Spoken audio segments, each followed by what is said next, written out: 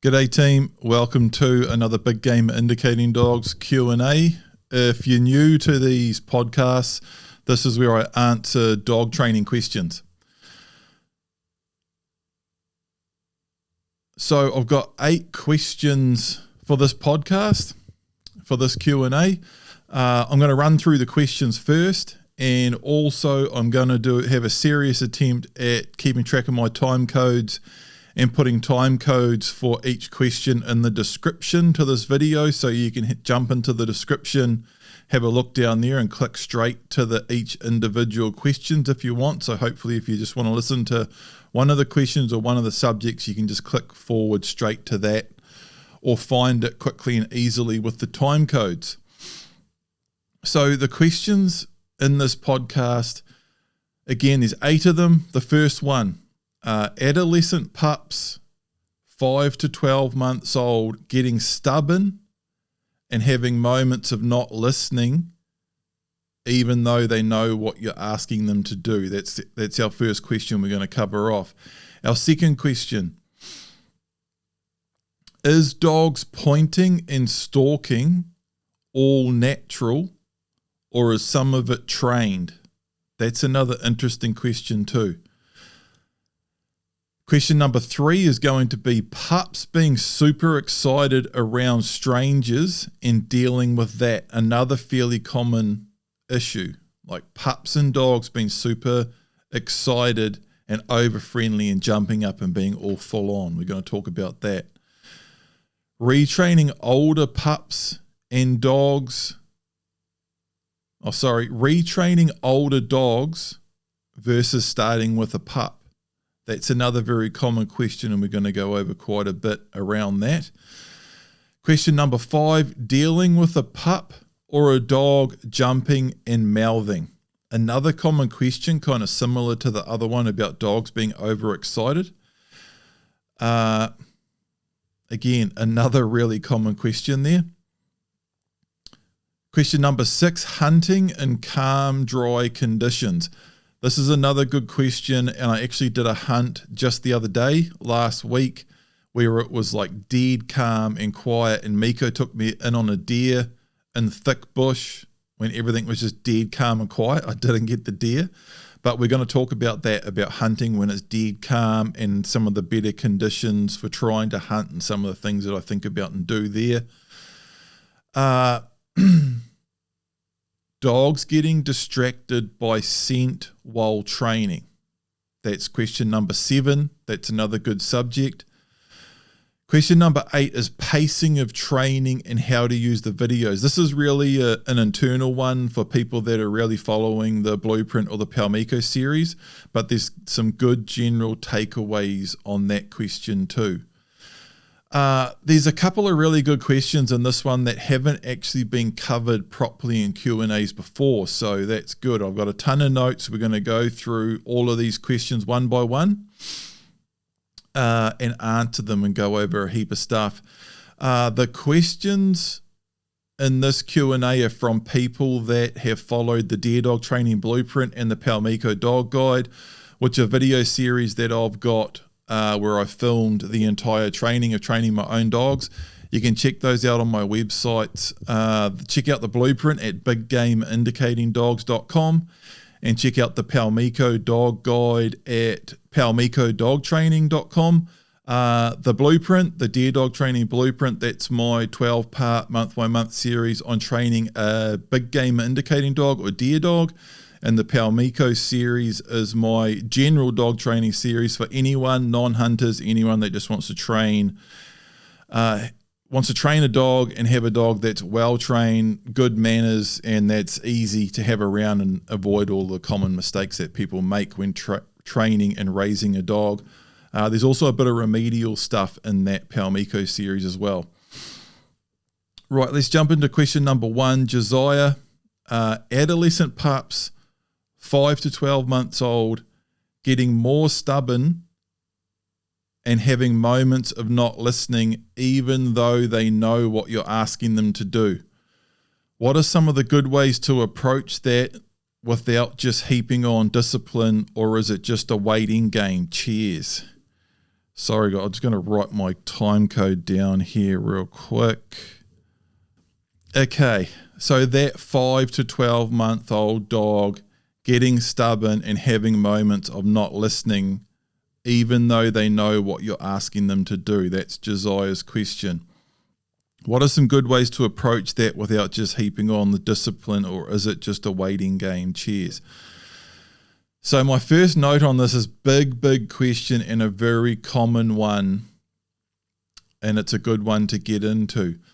First thing I'll say on this is that comes up quite a bit in the circles. We've got, if you sign up to the Blueprint or the Palmico series, you go into a private group where we talk about training and answer questions and help people troubleshoot problems and stuff.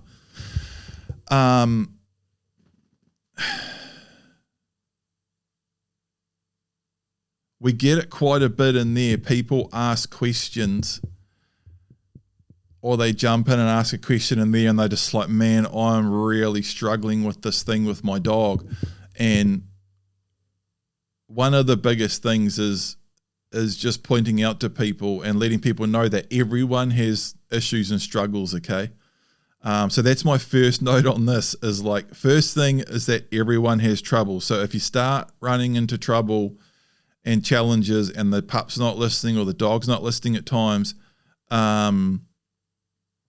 just know that you're not alone. It doesn't mean that you're completely ruining everything, and it's not necessarily as bad as what it might seem, okay? I had trouble with Print. I had that thing where he got funny on the sit and just wouldn't sit for a while, or his sit got all messy when he was about 3 or 4 months old, and I just had to rinse and repeat and just keep calm and just wait and just do my bit the best I could. And eventually he got better and better and moved past it, and then he was away. It was pretty mild with Print. A lot of people have more challenges than that. There is loads of things that you can do to cause problems and make problems worse, and there's loads of things you can do to avoid them and fix problems. But I just wanted to cover that off first, and it's just a real important thing to keep bringing up and keep going over. It comes up all the time in the inner circles, and that's one of the best things about those groups, is people that are following a video series of me training a dog, doing everything absolutely perfectly, and with the amount of experience that I've got and how well it goes. And that's my job in my series, is to do it perfectly and lead by example. But it happens a lot in the inner circle where someone makes a post and they're kind of stressing out, and then heaps of people jump in the comments and go, I had this problem with mine too, with my dog too. I know exactly what you're dealing with, and this is how it went for me. And like, people relax, So that's the first thing. Next note, but it shouldn't last or get worse or carry on for a long time. So you will have problems arise. They shouldn't get worse and worse and worse. They shouldn't last, and they shouldn't carry on for ages. Like, it should just be a thing of a few weeks, and you move on past them, So first thing, getting into some more specific things on this, is the age bracket. So this dog, well, the question is about 5 to 12 months old getting more stubborn and having moments of not listening, even though they know what you're asking them to do. Okay, so that's quite a specific element of this. The dog's not listening, even though you think that they know what you're asking them to do. We're going to get right into that, because that's a really interesting part of it. But what I would say on that 5 months to 12 months age bracket is 5 months is too young to me, is generally too young to be having serious issues with that. And 12 months is too old. It's usually more somewhere in the middle that you see this. Really, 8 to 9 months old is that real adolescent age where a pup or a dog is reaching that age where they're gaining a lot of confidence themselves, like they're mentally getting more confident and wanting to do more and getting ready to go. Younger pups, when they're really young, and every dog's different. Every dog has the more confident or forward or faster learning, and they gain confidence earlier. Every dog's different in that respect. But usually when pups are really young, they're easier to handle. I've talked about this in Q&As a lot. Like, people fall into that trap of starting hunting a dog really, really young, like 5 or 6 months old, or 4 or 5 or 6 months old or something. And they're like, man, the pup's like really young, but they're really easy to handle, and they're not pushing their range, and they're actually like quite easy. And yeah, it's because it's a little pup. So it hasn't got that confidence yet. And if you start them too young, too soon, without enough training and control, quite often around that 8, 9, 10, 11, 12 month mark, but usually around that 8 or 9 month mark is the mark where most dogs are starting to get really physically capable and getting some real mental confidence too, and wanting to go. So everything's a generalization, right? Because every dog's different. But overall, if you're talking about a dog that, how is it worded again? A dog getting stubborn and having moments of not listening, even though they know what you're asking them to do. To me, at 5 months, when a pup or dog's not listening, as long as I've been doing everything right, I'm always thinking, okay, it doesn't know how to do it properly yet. And we're going to get to another side of this, but this is a really important thing. At 5 months old, I'm like, it's a young dog. If it's not doing it, it doesn't get it yet. It doesn't get it yet. And you've got to be really, really careful.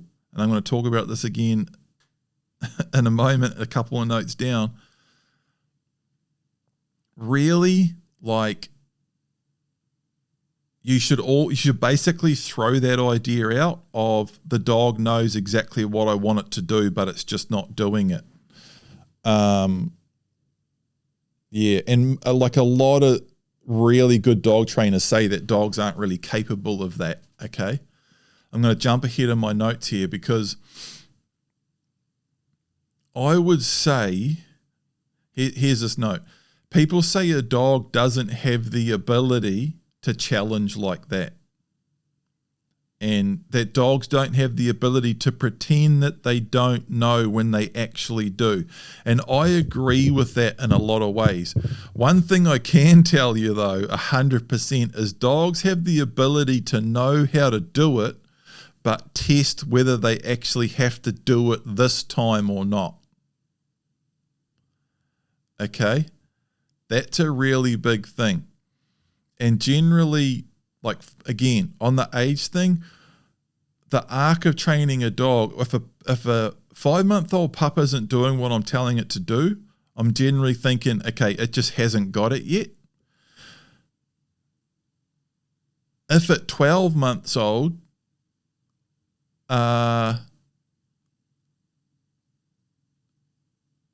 dog isn't listening, and I've been training it properly, like especially following the blueprint or something with the whole arc of that, by 12 months old, if you've been doing your part right,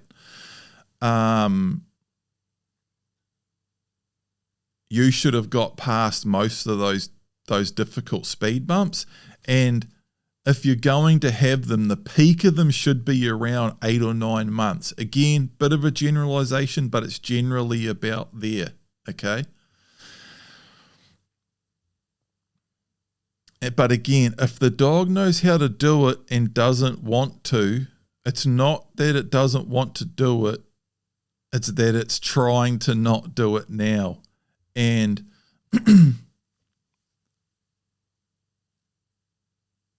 this comes down to the principles: consistency and never giving a command the dog doesn't listen to.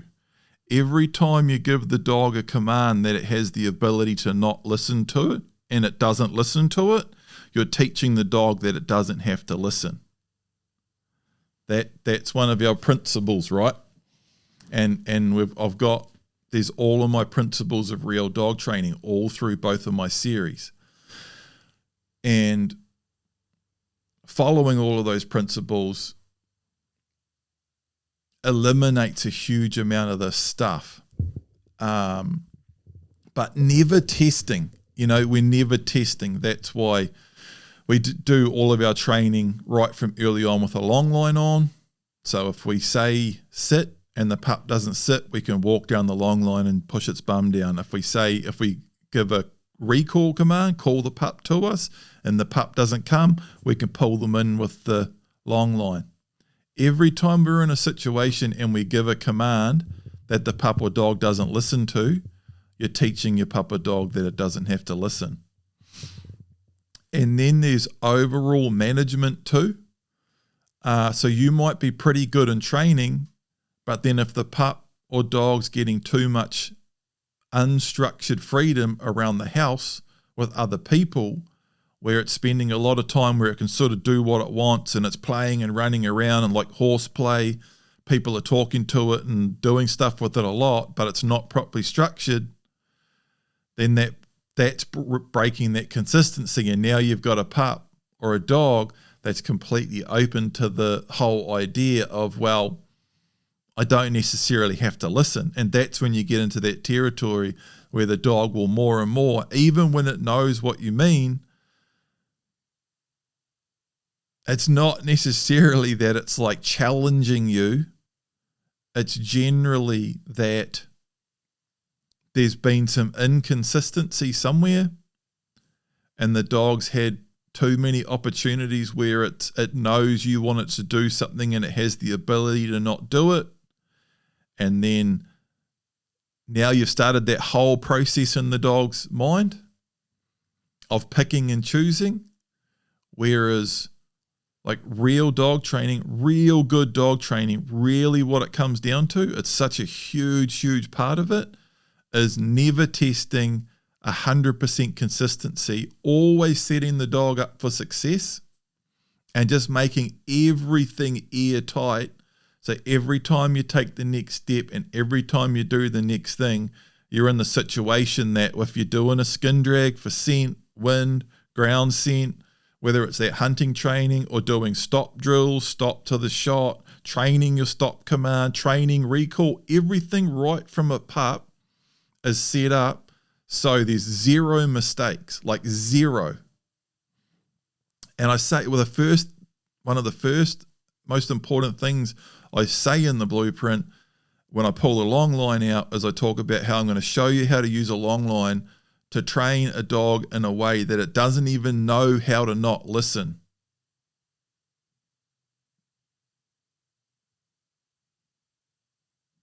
That's the big difference. A dog that doesn't know how to not listen.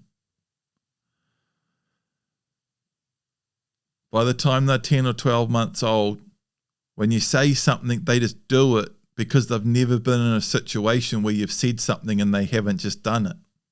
That's like the whole key. That's the whole secret sauce right there. That's like what a proper dog training system does.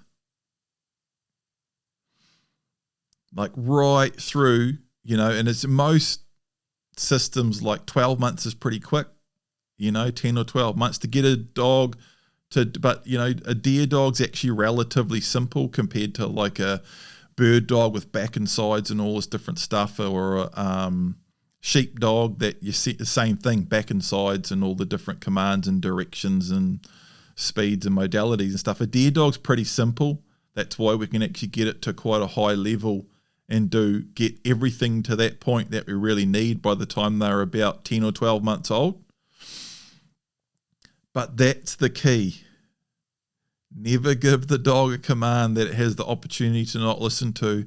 And we're training a dog that has never not listened. It doesn't know it can't listen. And it's not like, it's not doing it under duress.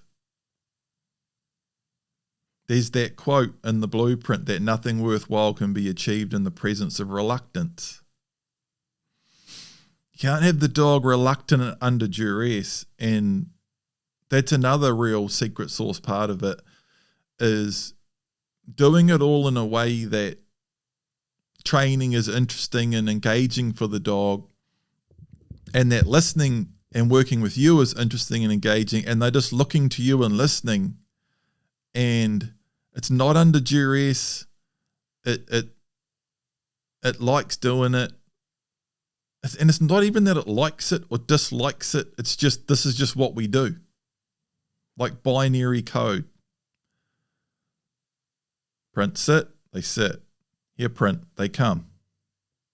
Sit, stop, go, like. And it's not complicated, but that whole consistency thing and following all of the principles is huge. And here's my next note. Like, man, people get stuck on management and just don't get it and try to skip it and just don't get it. I see it all the time. All the time. People that are like, oh, my dog's doing this and I've pretty much done everything right. But then every time, the more we talk about it and what they do and what's going on and what's happened and how they've raised and trained the dog, there's always something about a dog that's a pain around other dogs, and he did actually spend heaps of time like playing hard out heaps right from a pup with my parents' dogs all the time. It's like, well, that's where that comes from then. There's a couple of other notes further along here and questions that are similar. There's a question about, I've got a problem with my dog that gets too excited around other people. And then in a circle, when I talked to them about it, they were like, it's from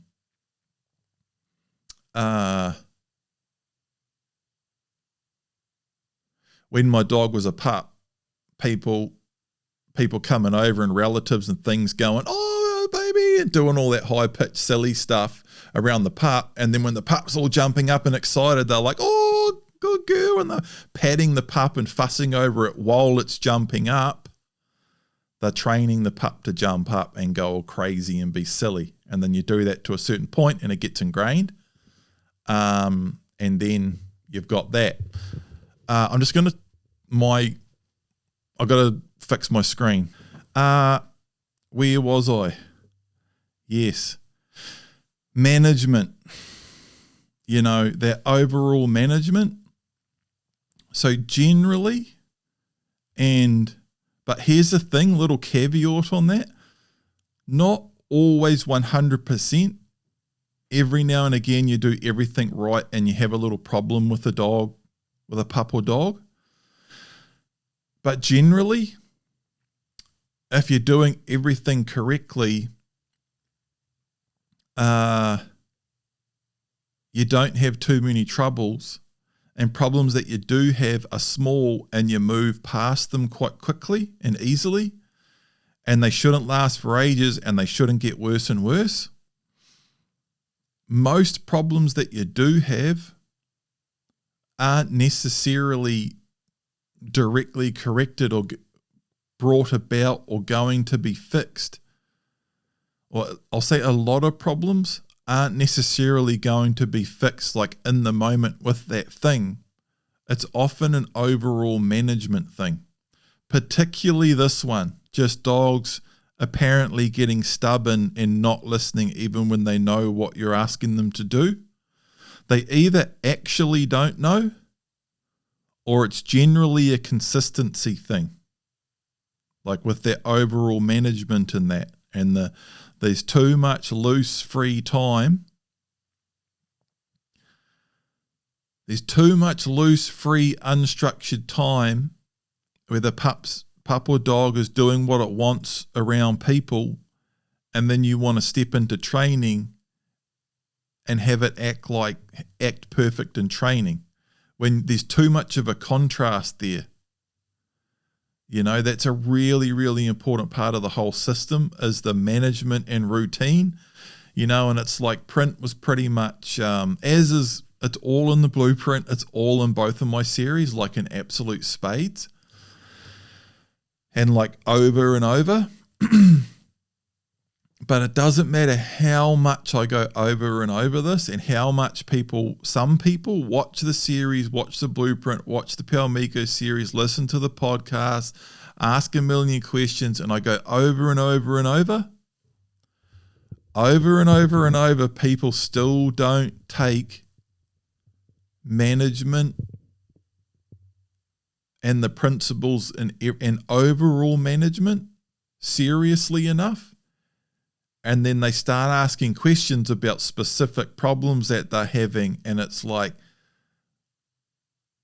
the cause and the solution often isn't in that specific problem. It's the overall management and the principles. And that whole thing of like, we're training a dog that doesn't know how to not listen because it's never not listened. It hasn't even experienced that. And that's really what the secret sauce is. Like it really is.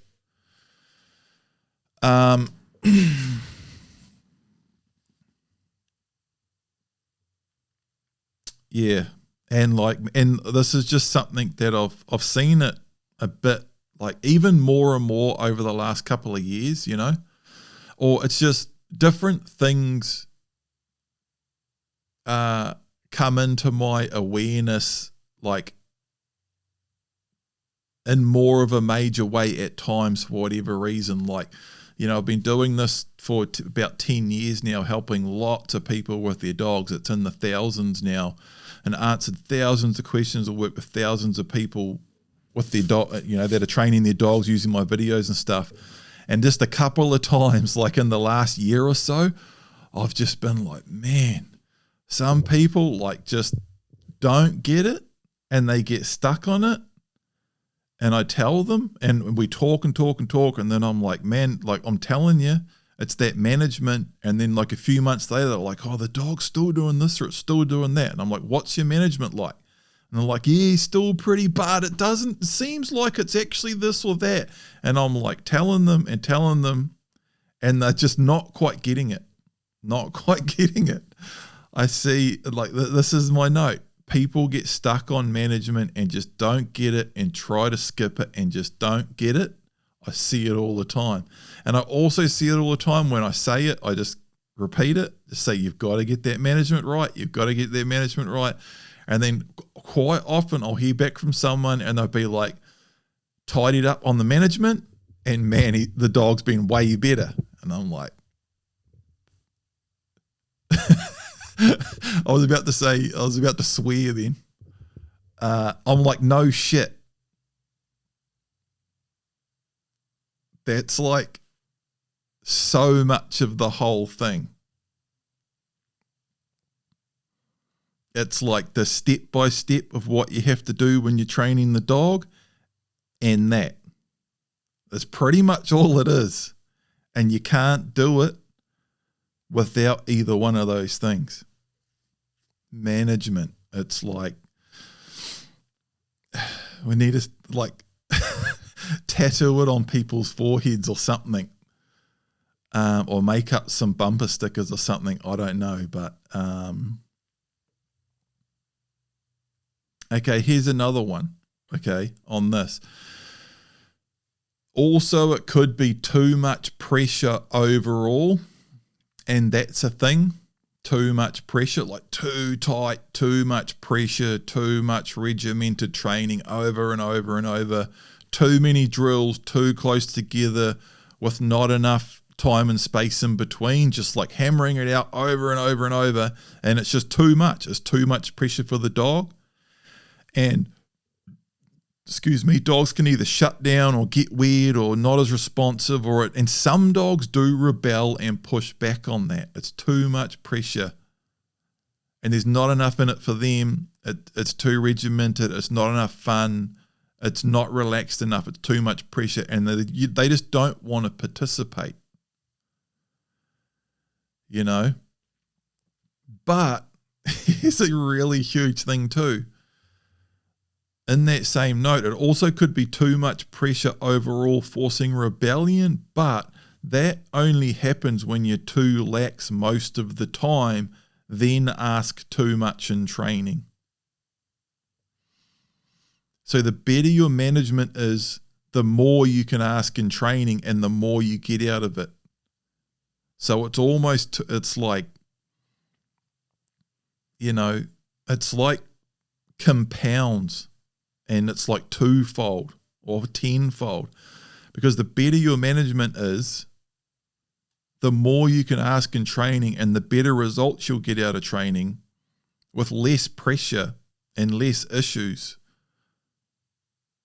And like that's when you just steamroll through it. That's like how people are just like sort of doing the hand palm on their face, like watching me with Print and saying how easy it is in that, and how he was just the perfect dog and stuff. He was a very nice dog, but my training and management was perfect. And so much of it is the management. Like really good management makes average training great. And like poor management makes great training average or poor. Like it's just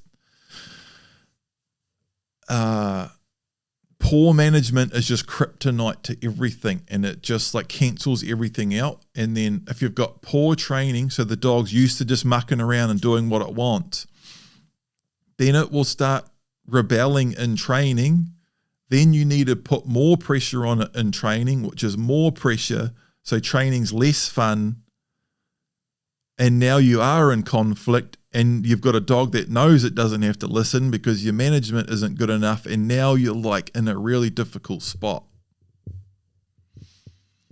But it's amazing too how you can have the worst dog that's just had the worst management for ages, and you get it in a good cycle of management, and you start getting results in training. And instead of training sessions being a battle, training's like, sit, good boy, away you go. And like long walks, plenty of time and space between drills, minimal drills. The drills you do are tidy. And you start getting cooperation, and you start getting like respect and a relationship with the dog. And the dog's like, okay, this guy's actually right, and this whole listening thing's not too bad. And we're like, training is just, we go out for walks and do stuff, and I listen. And when I listen, I get a pat. And the sooner I do it right, the sooner we move on. And like, what are we doing here? But it can get so out of hand if your management's a shambles and training gets difficult. Like you just... Here's my next note. Like talking about management, and people get stuck on it. I see it all the time. They just don't get it, and they just don't get it. Next note. It's very, very common. It's huge. And so many people fall into it and make it really hard for themselves, if not impossible. It doesn't, and I've talked about this heaps too in Q&As and stuff. It's like how they say if you're trying to get in shape and lose weight and things, and that you can't out-train a bad diet. You can't, with dog training, you can't out-train bad management, and you can't.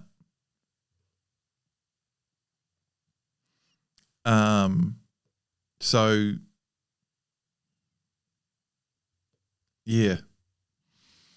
This wasn't even in my notes, but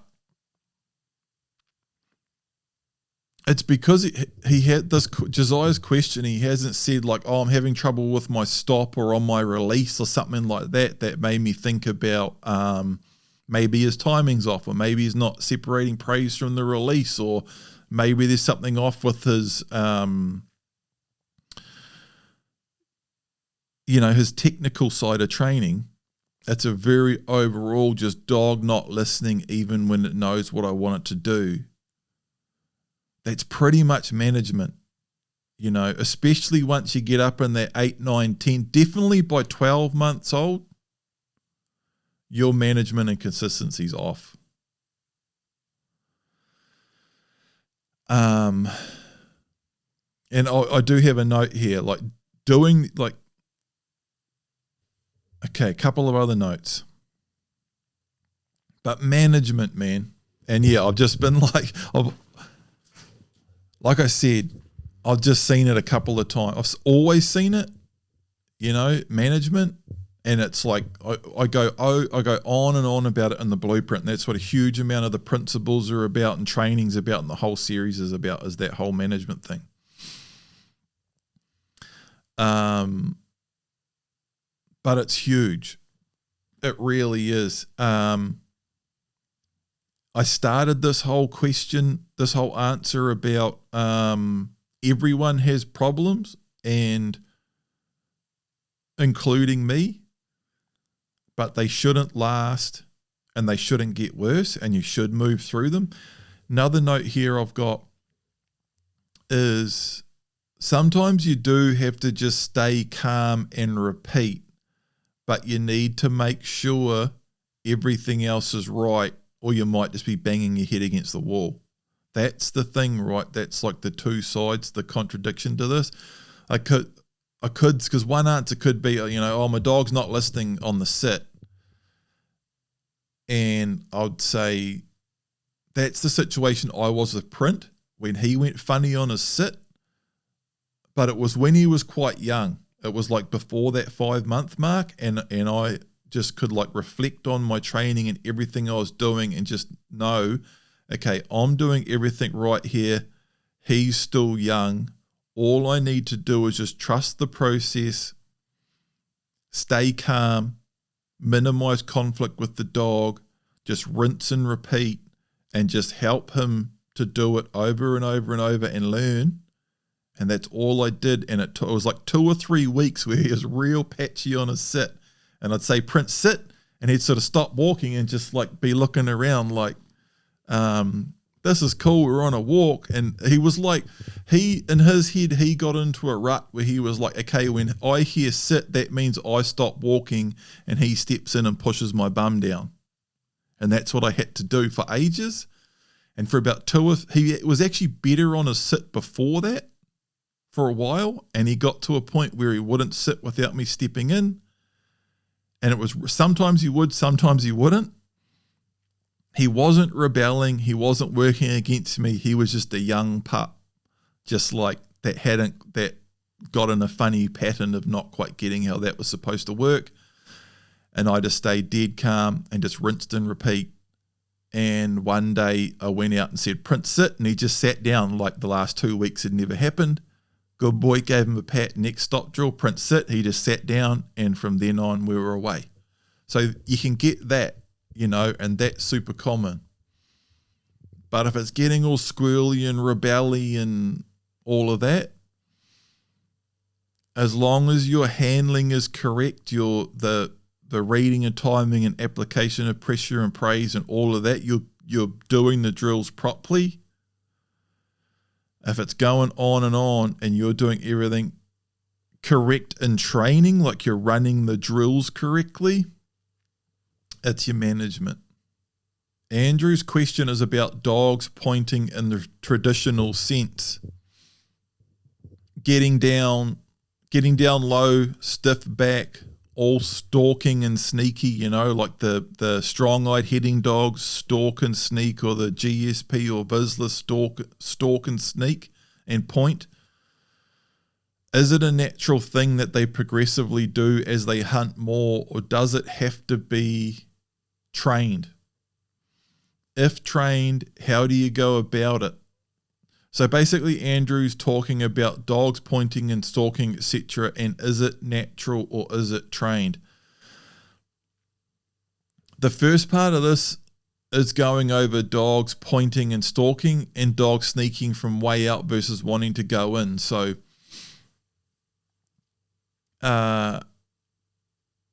some dogs are like that, right? Like not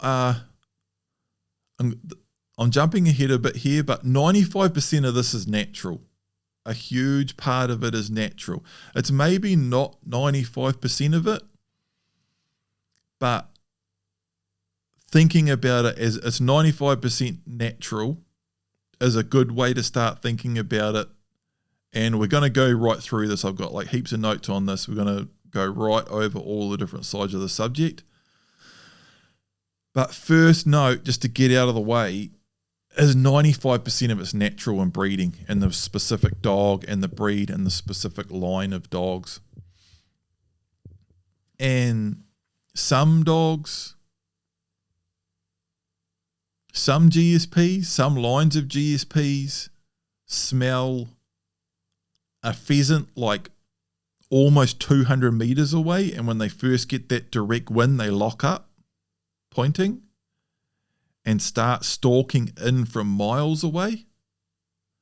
Whereas other dogs smell that pheasant 200 meters away and start running in.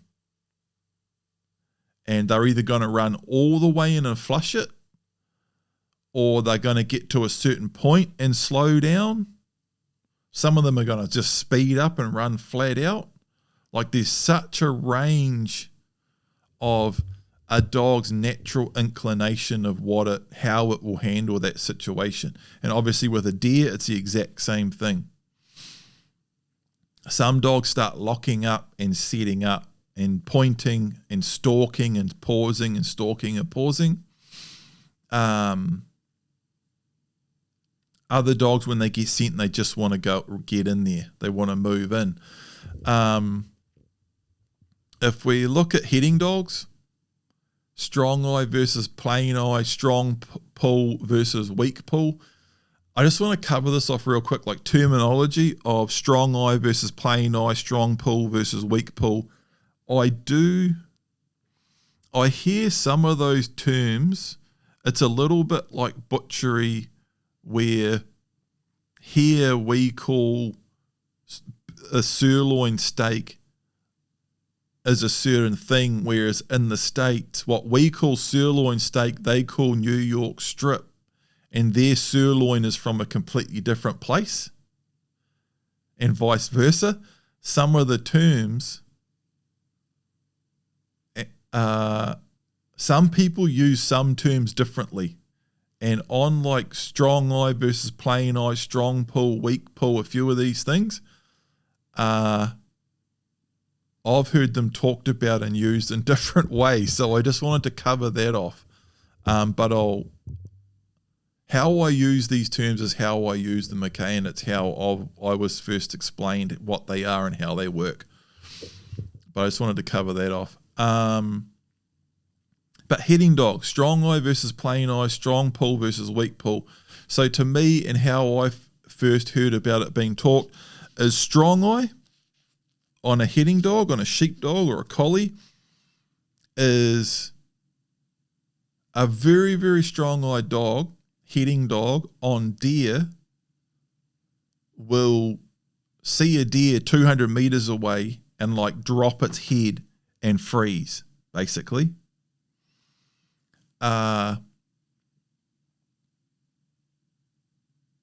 Like Fly, little heading dog, was very strong-eyed heading dog, and she would stalk like crazy, like slow motion stalking, and like placing her feet all carefully and stalking and ninjaing through the bush, like sneakier than the pointiest, slinkiest GSP or Vizsla that you've ever seen, sort of thing. That's very, very strong-eyed to me. When I first tried to get Fly bailing goats on goats in a river, we like come around a corner, saw a goat like 120 meters away, and it was like, oh, here's a good goat to train your dog to bail goats on. And I lined Fly up on it and said, way you go. This goat's like 120 meters away. Fly's looking at it. I said, way you go. And she ran about 10 meters and stopped and pointed it. And she started eyeing it from 120 meters away. That's extremely strong-eyed. Okay. That would be very strong point and stalk for a pointing dog too, for a pointer or a Vizsla. Some Vizslas, like Miko's mum, the guy that I got Miko off, he hunted with Miko's mum, which was a purebred Vizsla. He said, if anything, she was annoying because she'd start stalking in the bush from way out and go in all super slow and sneaky from miles out, and it would take forever to get in there. Fly indicating like she would lock up on sound or scent, or so another way of talking about it would be like Fly had amazing balance. Like she knew when an animal might spook, and she'd just start stopping like way out before then. And like she was amazing at it. And so many times it'd be sneaking in, and Fly would just lock up, and she'd just be staring straight in a certain direction. And I can't see anything, can't hear anything, nothing. I'm just looking in thick bush, and I'm just looking and waiting. And then I hear like a little stick crack or something move, and I have to move a little bit, and like way down through the bush, there's a deer, and I can just see parts of it. She's stopping way back from it. Print was a bit more plain-eyed. He would lock up well back, but he was more wanting to move in a bit more. He was more on the plain-eyed side. And another thing is strong pull versus weak pull. And so plain-eyed would be not pointing, not like setting up, pointing the sheep or cattle when a plain-eyed heading dog is working them. And generally more of a plain-eyed dog is more of a strong pull. And in sheepdog's terms, the way I've heard it talked about, and the way I use the terms, is a strong-eyed weak pull when you send that sheepdog out on the paddock to get the sheep to bring the sheep back to the gate. So generally you walk up to a paddock full of sheep, and you'd use a heading dog to head the sheep, run right around the back of it, head them off. And that's what heading dogs do naturally. That's why they bail goats and pigs. Because if you send them out after an animal and they run out, all they want to do is get past it and stop it and bring it back to you. And so that's what the pull is how hard they want to pull it back to you. So strong-eyed, weak pull dog, you walk up to a paddock of sheep and open the gate and send a strong-eyed, weak pull dog out into the paddock. And if it was Fly, strong-eyed, weak pull, which that's what she was like on everything. That's what you want for a deer indicating dog. A strong-eyed, weak pull sheepdog on sheep would do what Fly did on that goat, which they'd run right around the very outside of the paddock back to the furthest sheep and stop way back from it, and using heaps of eye, like staring at it head down, all intense, and from way back from the sheep, slow down and set up and slink up to it and get them moving very slowly, and not bust anything and not spook sheep and chase them into the drain and into fences and all that sort of stuff. Strong-eyed, weak pull. So they're pulling the sheep back to you, like slowly. A plain-eyed, strong pull sheepdog, you send it out and they just run straight out. No slowing down and slinking and eyeing. They just run straight up to the sheep and get them moving quickly. Some shepherds call strong-eyed, weak pull a thistle peeper. Because, and Fly would do that too. Miko does this hard out, and it's a bit of a Vizsla trait, but heading dogs have it too. And as they come up to animals, Miko does it hard out, using, if there's a bird out in the paddock or a deer or anything, and Miko's coming up to a rise and there's like a bunch of thistles to her left, she'll slink down and her body will get low, and instead of going straight over the brow in the open, Miko will veer towards those thistles and like use them as cover and come up behind the thistles all slowly and like peep through the thistles to try and work out where the bird or the animal is. And she's a bit like that on deer too, like coming up over the brow all slowly and slinky and sneaking and looking through the bush and stuff. That's like a thistle peeper. And with a sheepdog, I'll get on to pointers soon in a minute, but it's all kind of the same.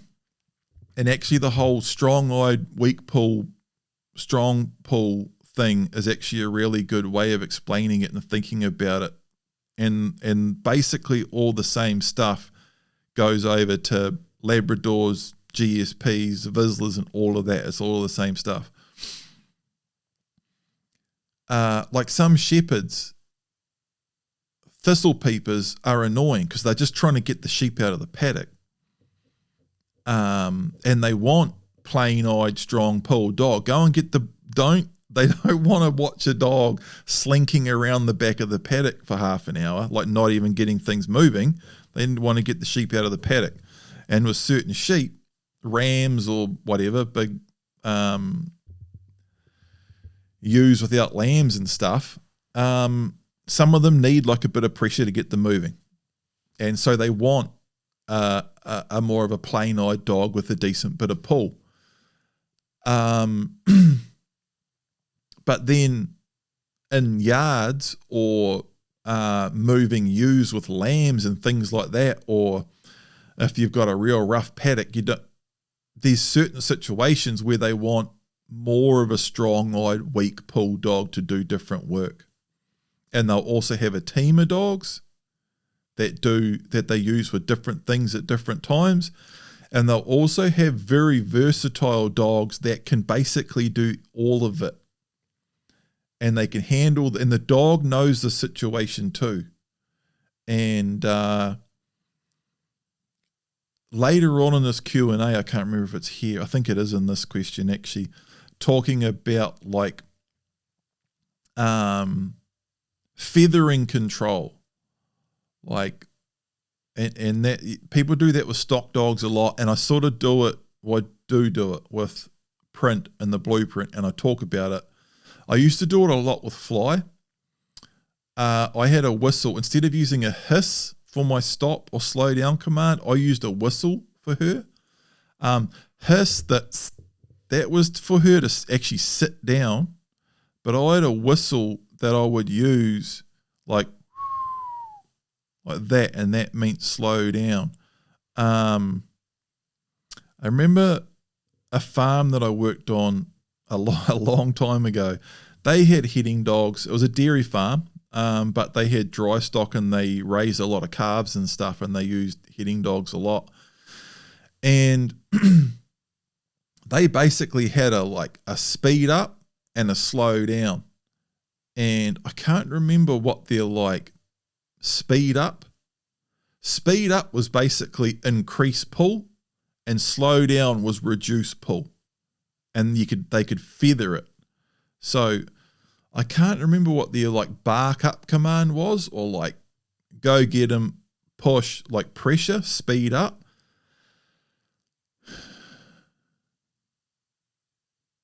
I honestly can't remember what that was. It might have been a double peep or a peep using a peep. Same as how bird dog guys use the peep as a recall. When their dog picks up the bird, they've got the whistle in their mouth and they're like, and the peep means come. And it's not, it should be just one command, like peep, peep, peep. Like peep, peep means come, and the dog should run hard all the way to you. But if the dog's on its way back carrying a bird and it slows down, they'll keep giving that peep more and more. And each time they peep, it's like a reminder for the dog to speed up and keep coming in.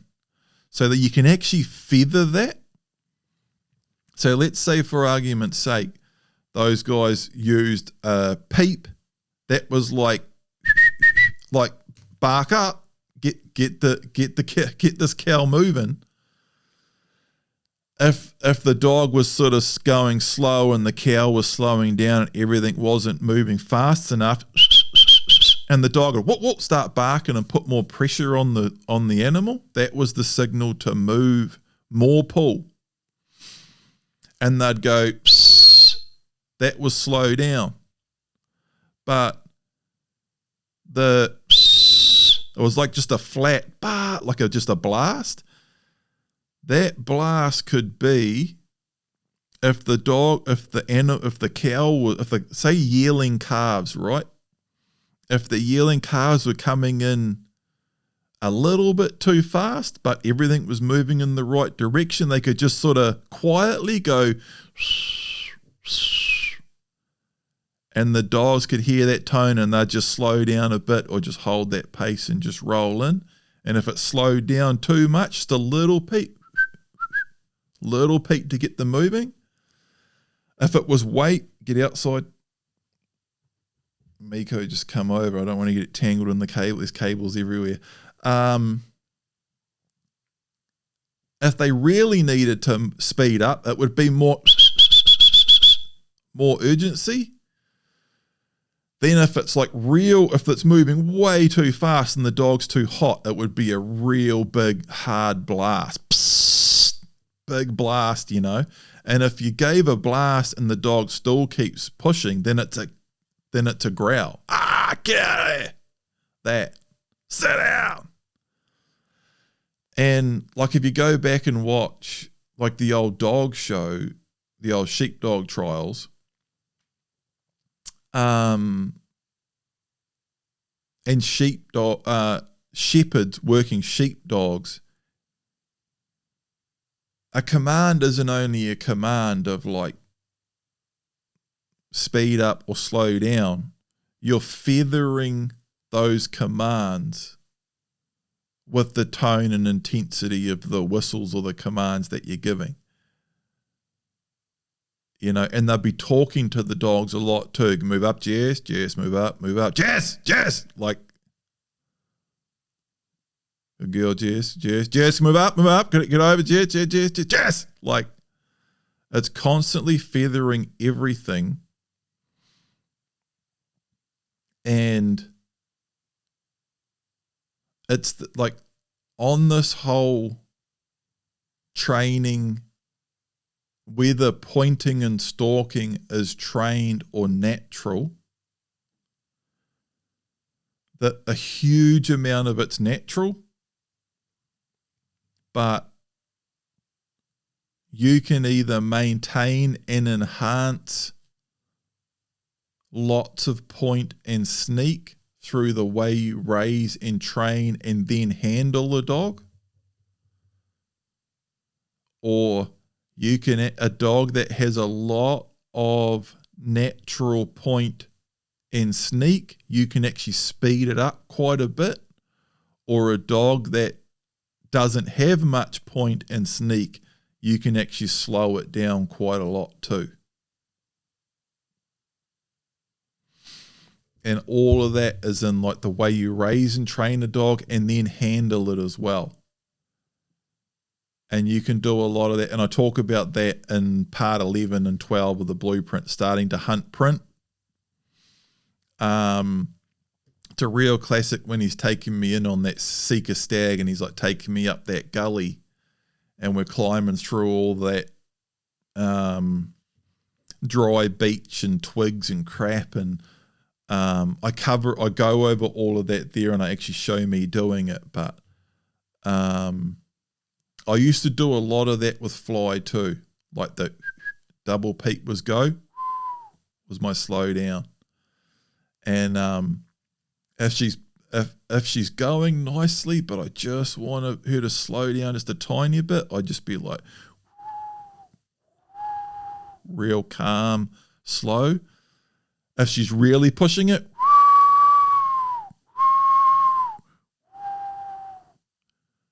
you can really, and dogs understand tone like mad, right? With their barking and growling and howling and all the different sounds that dogs make with each other. Dogs understand tone and body language massively. And you can really feather it. And you think about a way a dog, they growl at each other and that, from a little whoa. And if the dog moves in a little bit more, they growl whoa, as the dog moves away. They understand that feathering of tone massively, and you can do that with your voice and whistles. and you can really slow down and speed up. You can enhance the stalking point. You can speed them up too, like with bird dogs. Miko's got a huge amount of stalk. Miko's really that dog like Fly you're trying to get her to bail a goat and she's locking up, pointing it from 200 meters away sort of thing.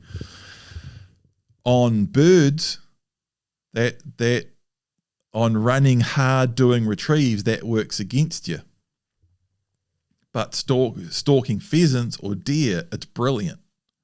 Then I had Sadie, that Labrador. She had no stalking point and all she had was go. She was the total opposite. Absolute bull in a china shop on everything.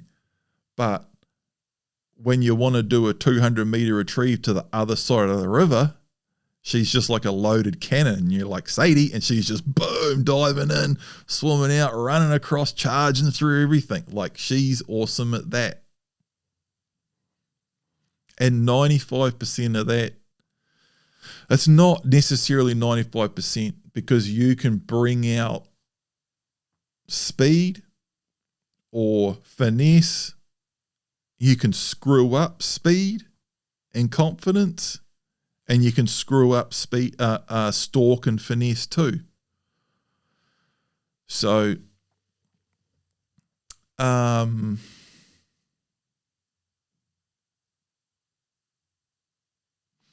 couple of other more extreme examples would be like the difference between the way a GSP or a Vizsla, what they might do when they see a rabbit sitting in a paddock versus what a whippet will do when it sees a rabbit sitting in a paddock.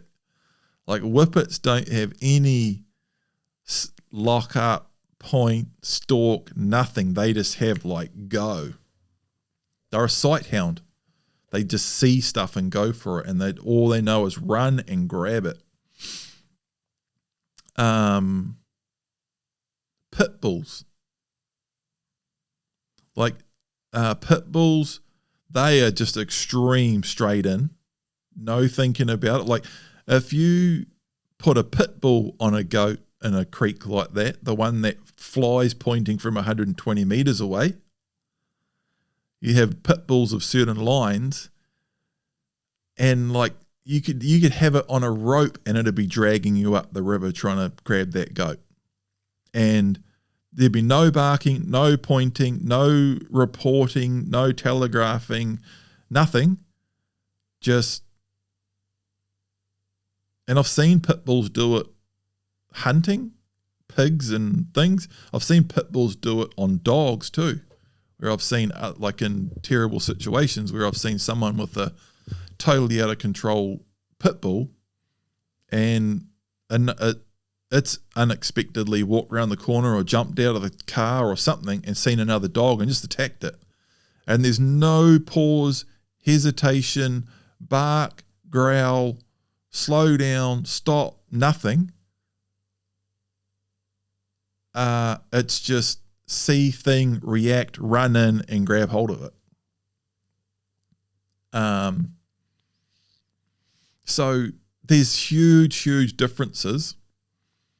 But the way that you raise and train and handle the dog makes a big difference. I talked about feathering, control and pressure and tones and commands. Once you've got like a strong-eyed heading dog or Kelpie, Coolie, there's a few different dogs, that cattle dogs that have a lot of eye, or you've got a GSP, German short hair pointer, German wire hair pointer, Vizsla, English pointer. One of the pointers, a dog that does have stalk and point. Or you might even have, a plain-eyed heading dog. Print was relatively plain-eyed.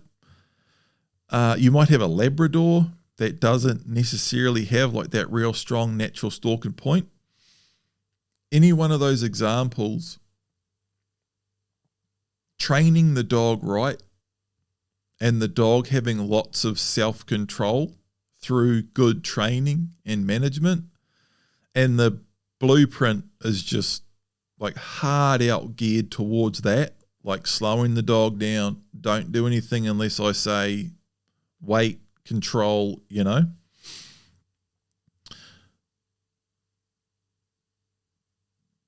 If you've got a dog with a bit of stalk and point and you train it like that, like the stalk and point's way better. Or if you've got a Labrador that doesn't have a natural stalk and point, but you train range and like train it on the blueprint, it'll naturally, if it's staying close to you, right, range, if the dog's staying in range or you can keep it in range, then it's only moving in as fast as you're moving in. So a huge amount of it does come down to that. And also, if you raise and train a dog with no control and the dog gets to do what it wants all the time, especially if the dog learns to break and chase stuff, then you can have a GSP that, had you trained it correctly and train some restraint into it, and then you can introduce it to animals in a controlled way, then you will bring out its stalk and point a lot. But if you let a GSP break and chase and attack stuff, that's when you'll change a dog from a dog that would have locked up and pointed a bird from 100 meters away, and now it smells a bird and it's just charging in. So, and say a Labrador like Sadie, that naturally, if you didn't train it and you didn't have management on it, that it would be very confident, forward, bull in a china shop sort of a dog.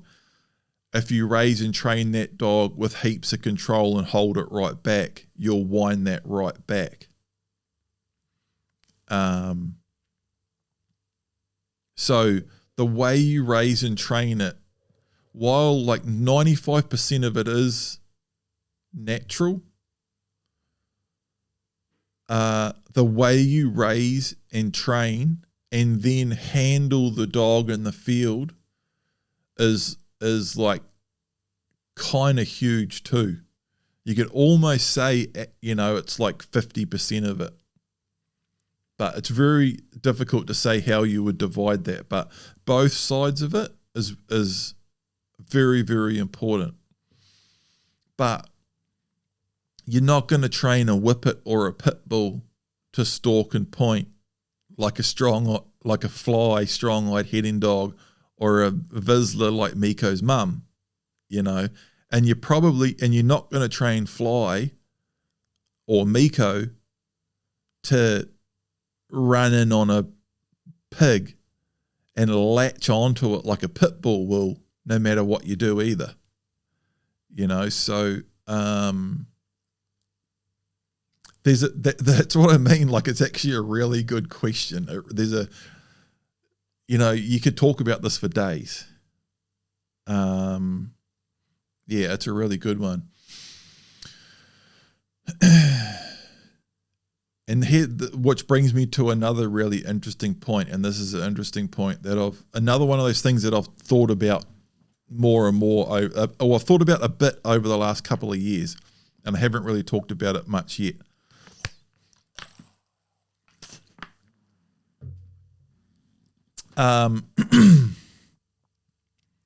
It's really interesting too, which is the complete opposite of training the dog and holding it back. It's letting the dog go in and stuff it up, and that bringing out their stalk and point. And that is a thing. But it's incredibly nuanced, and that's better to be done later, after you have that overall base and control. So if you have a nice heading dog or GSP or Vizsla that's got heaps of stalk and point, and you just don't train it at all, and you let it just charge in and attack stuff and run off whenever it wants and do what it wants, and plenty of situations go pear-shaped and all of that, like That's not going to be the best way to have that dog have heaps of stalking point. If you do too much of that sort of thing too soon, early on, you're going to risk creating a dog that's a chaser, that like breaks and chases and stuff. Starting with control and like with the blueprint and training all of that control and getting a good amount of animals under the belt,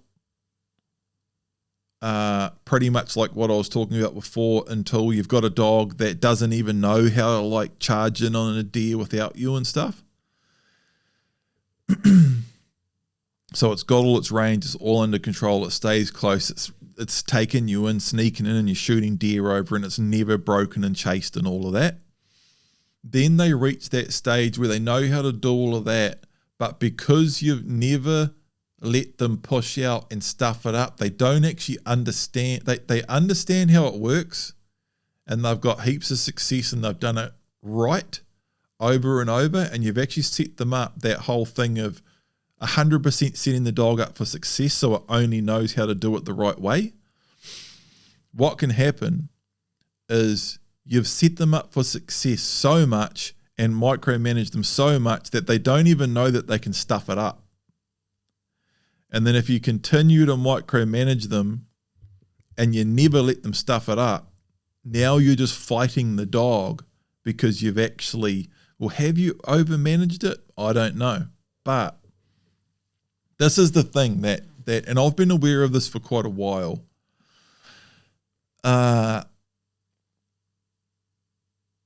But the whole thing, start with control, like the blueprint thing. But then, like, so an example is with Tessa, a Labrador that I had years ago. She started off really good, and I started her off carefully, keeping her under control, and she had a good stalking point. Then she was, well, you could say that they actually get to the point where they've got a lot of pull. They get more and more pull. They might be all sneaky and stalky and pointy at the start and all slow from way out, but then they get so much success and they get so confident that they get heaps of pull, and now they're just trying to pull in there and they're pushing their range and getting hard to handle. And as the handler, and definitely like the blueprint way would be, handle the dog, keep them in, keep them slow, like don't let them push their range, don't do this, don't do that. I remember the specific time when Tessa was about 5 or 6, and for the first few years I never really let her go, and I always held her back, and she had quite a bit of pull.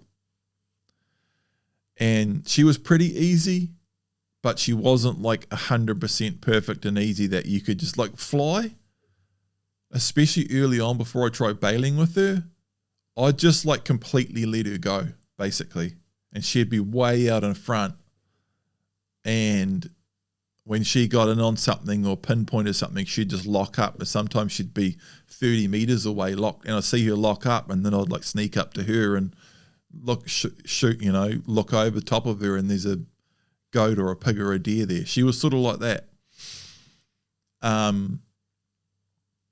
Print was often like I was holding him back and not letting him just fully go. Tessa was probably more the same. I was always holding her back a bit, not letting her just go right out. I was managing her a lot more. Then I actually had got a possum block in the Kaimais, and I was trapping again. I sort of trapped with Tessa for ages, and then so a lot of time in the bush not managing her, just her leading me around my trap lines, and I wasn't even carrying a gun. Then I did more deer stalking with her, like so managing her and holding her in, and her getting keener and keener and more pull, but going real good, like absolute weapon, taking me to animals, shooting a lot of animals over her. Not too difficult to handle, but a really hard worker and like taking me to a lot of animals. Then when she was about 5 or 6, I got a possum block in the Kaimais, and I was doing a few more possums for a while. And so I was back in the bush, not carrying a gun, just running trap lines, and I wasn't managing her. But she was a really experienced deer dog. And in that phase, not managing her and just letting her go out, a couple of times sort of inadvertently, just me not really even trying and not paying attention. I'm just in the bush running possum lines with a dog that I've also shot a heap of deer over. She got quite far out in front and spooked a few deer. Actually, and I can remember like one day where she spooked a specific lot of deer, and it was a situation where I was like dropping down into this gut, and I could see her moving ahead, getting a little bit keen, but I was like carrying a bunch of possums and like baiting up possum traps as I'm like following her. And I could see her getting keen that there was something down there and was sort of trying to hiss at her or whistle at her to slow her down. But she heard me, but she didn't really listen, and she pushed out, and like these deer spooked. And she sort of pushed out even more, she didn't break and chase, but she pushed out even more. And then I like finished baiting up the trap, picked up all these possums, walked down to her, and I got to her and I said, "What did you do?" Like I was basically giving her a little growling for pushing out and not listening. And I remember she really like looked at me and like looked where the deer went, and it's like she got it. And she'd pushed out, she spooked the deer, and I'd let her go enough so when she pushed out and she spooked the deer, she saw that she spooked the deer and they got away, and she really clicked like, oh, that's how that worked, and like, don't do that. And after that, while there was quite a few deer around that spot at that time, and I worked that area for like a few weeks. After that one time her spooking those deer and just the way that played out, that I was like, hey, Tessa, like slow down. And then she didn't listen and the deer blew out, and I was like, what were you doing? And she got it. She just started like locking up way out. Next time she got in the situation where she was when she smelt those deer and went trotting forward, and it all blew to bits, and I growled her, and she just like clicked, oh, I just stuffed that up. I can't remember if it was the same day or maybe the next day or a couple of days later. I remember it like it was yesterday. I'll never forget it. And I was just like missioning along, and she was just trotting along in front of me, and she just froze, and I stopped, and she was just locked up, and she didn't have a direct wind, but she just got a swirl. So she just smelt it and just stopped, and she was just standing there, and I'm standing there, and we stood there for like, I don't know how long, 5 or 10 seconds. And then the wind swirled enough, and this deer busted out of the bush down below us. And so she went from a dog that had a lot of pull, always wanting to push in. Like generally, if she had smelt that, she just would have been working, nose working, trying to move around and trying to work out where that was. After that time where she was I was letting her just push out, and she was actually bumping deer, and she really clicked that, oh, if I push out too far, I'm going to blow it to bits. She started just locking up.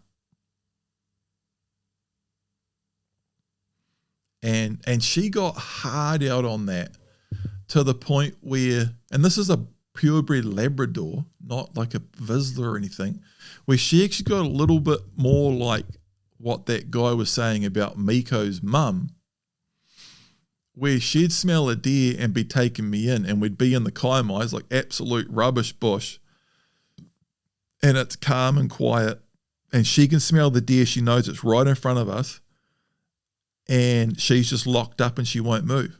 And I'm like giving her, I'm stopping, looking, waiting. I can't see anything, wait longer, can't hear anything. And I've just got a dog standing in front of me staring down into the bush, and I can't see anything, and the dog won't move. And then I'm like, and she won't move. And generally when she was doing that, if we did keep moving, we'd spook it. It's almost like, it's not almost like, it pretty much definitely is. that dogs just from scent can smell whether the animal's relaxed or stressed or moving or onto you and that sort of thing. Fly was like that. If an animal was moving, and if we should be moving, Fly would generally be pulling harder. If we should be going slow because the animals were just sitting still and relaxed, she'd be going real slow. Sometimes she'd be ninjaing down real slow, all stalky and stuff. And then without seeing anything or hearing anything or anything, she'd just start speeding up. And it was because we were moving down on an animal that was sitting still or relaxed or something. And then that animal got up and moved or started moving or kept moving. And then Fly would speed up and then slow down again because we're getting on top of them where they've stopped moving again.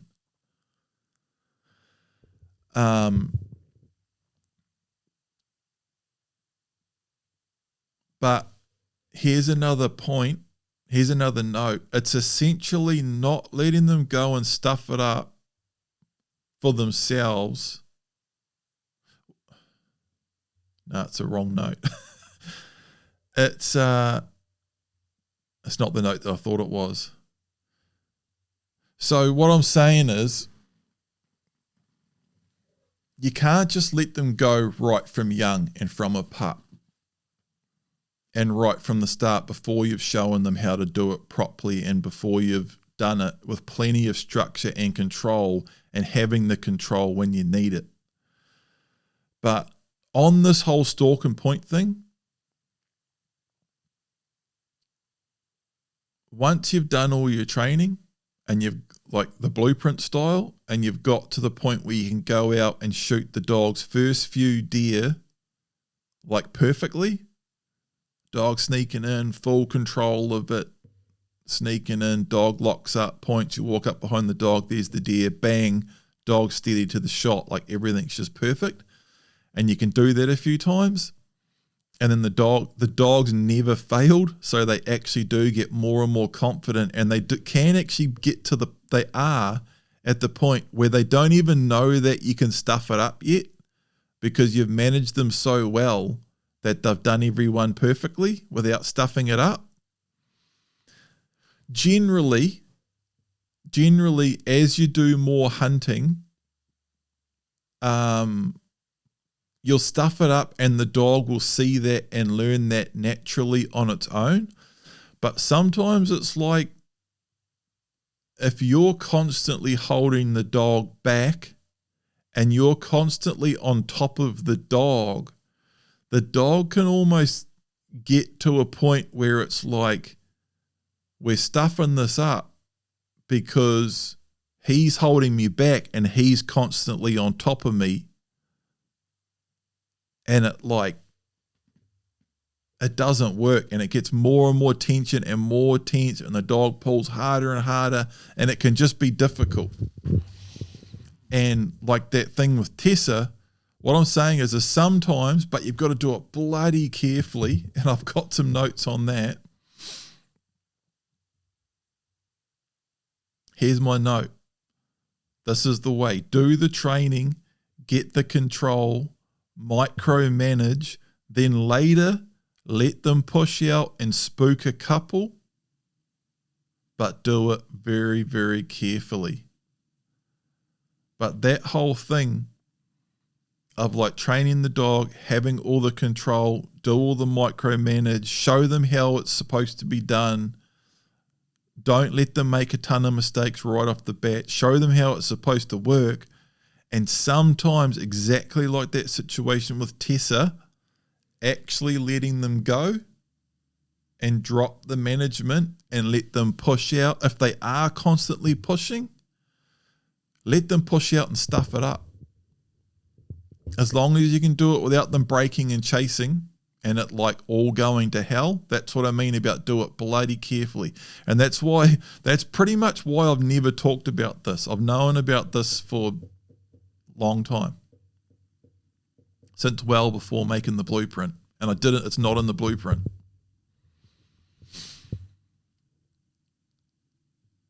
But that is a thing. That is a thing. I've seen people talk about it too, like, oh, I don't micromanage the dog, it just makes it worse and stuff. Well, I'll tell you what definitely makes it the most worst is not training the dog and not having control of the dog and the dog breaking and chasing or all of that. I know that for 100% fact. But that last note, the way to do it is do the training, get the control, micromanage, then maybe later let them push out, but be bloody careful about it. But that can be like, with Tessa, it was crazy. That difference in that situation over that time and what she was like after that. And I swear it was from letting her push out and her just getting, I stuffed that up and it was definitely me, and it happened right while the boss was telling me to slow down. And that wasn't him, and that wasn't because I didn't get there soon enough. That was 100% because I ran out there and stuffed it up.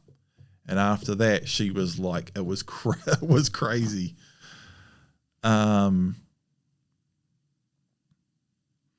Couple of other notes on this. Good and bad examples I've seen of the same breed. So I've seen certain lines and certain individuals of, say, German short-haired pointers that don't have that much natural stalk and point. They sort of do, and sometimes they do it, but it's very inconsistent and choppy and stop-start. They'll lock up and go and lock up and go, and like it's all sort of messy and messed up. And then I've seen other GSPs that like lock up amazing from way out and go in all slow, and they're real nice.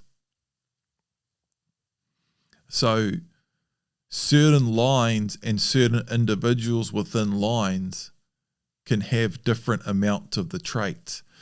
Same with Vizslers. I've seen Vizslers that honestly, and we've talked. This has been talked about on the podcast before. I've seen Vizslers that just don't work that well at all. And they start going in on something, and next thing they're like distracted by a fly, and then they forgot that they're even going in on a deer, and it's like, I don't know, it's like working with a crazy person. And it just, that's what I really like about hitting dogs. They're really good, efficient workers, and it just works. And they just don't do that much weird stuff, and it just works.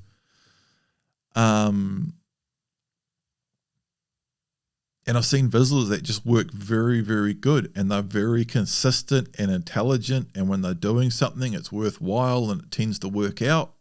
And I've seen other Vizslers that it's just like, this dog is just constantly doing weird stuff, and it starts taking me down and then stops, or it won't take me down and there was a deer there, or just always doing weird stuff. So, but that goes for all breeds as well. I have found heading dogs to be very consistent. I've seen a couple of weird heading dogs that were a bit weird.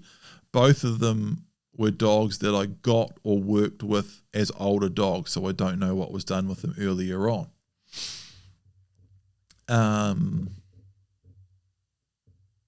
Same with wire hairs. Wire hair pointers, I've seen some that are much easier and nicer to work with than others. And there's different lines. So same as Labradors, right? You know, there's different lines of Labradors that have completely different traits of others. Same as heading dogs, same as any dog. So that was something else I wanted to touch on too. It's not necessarily all about just the breed. It's the specific line of that breed and the specific individuals within that line. That's a huge thing too. So, yeah. Again, I've got that note again, but 95% of it is the dog and the line, but there are ways you can skew it either way by holding them back, never letting them loose, or not holding them back at all later on. Yeah. That whole thing's a really interesting thing. And we've done like an hour and a half on 2 questions.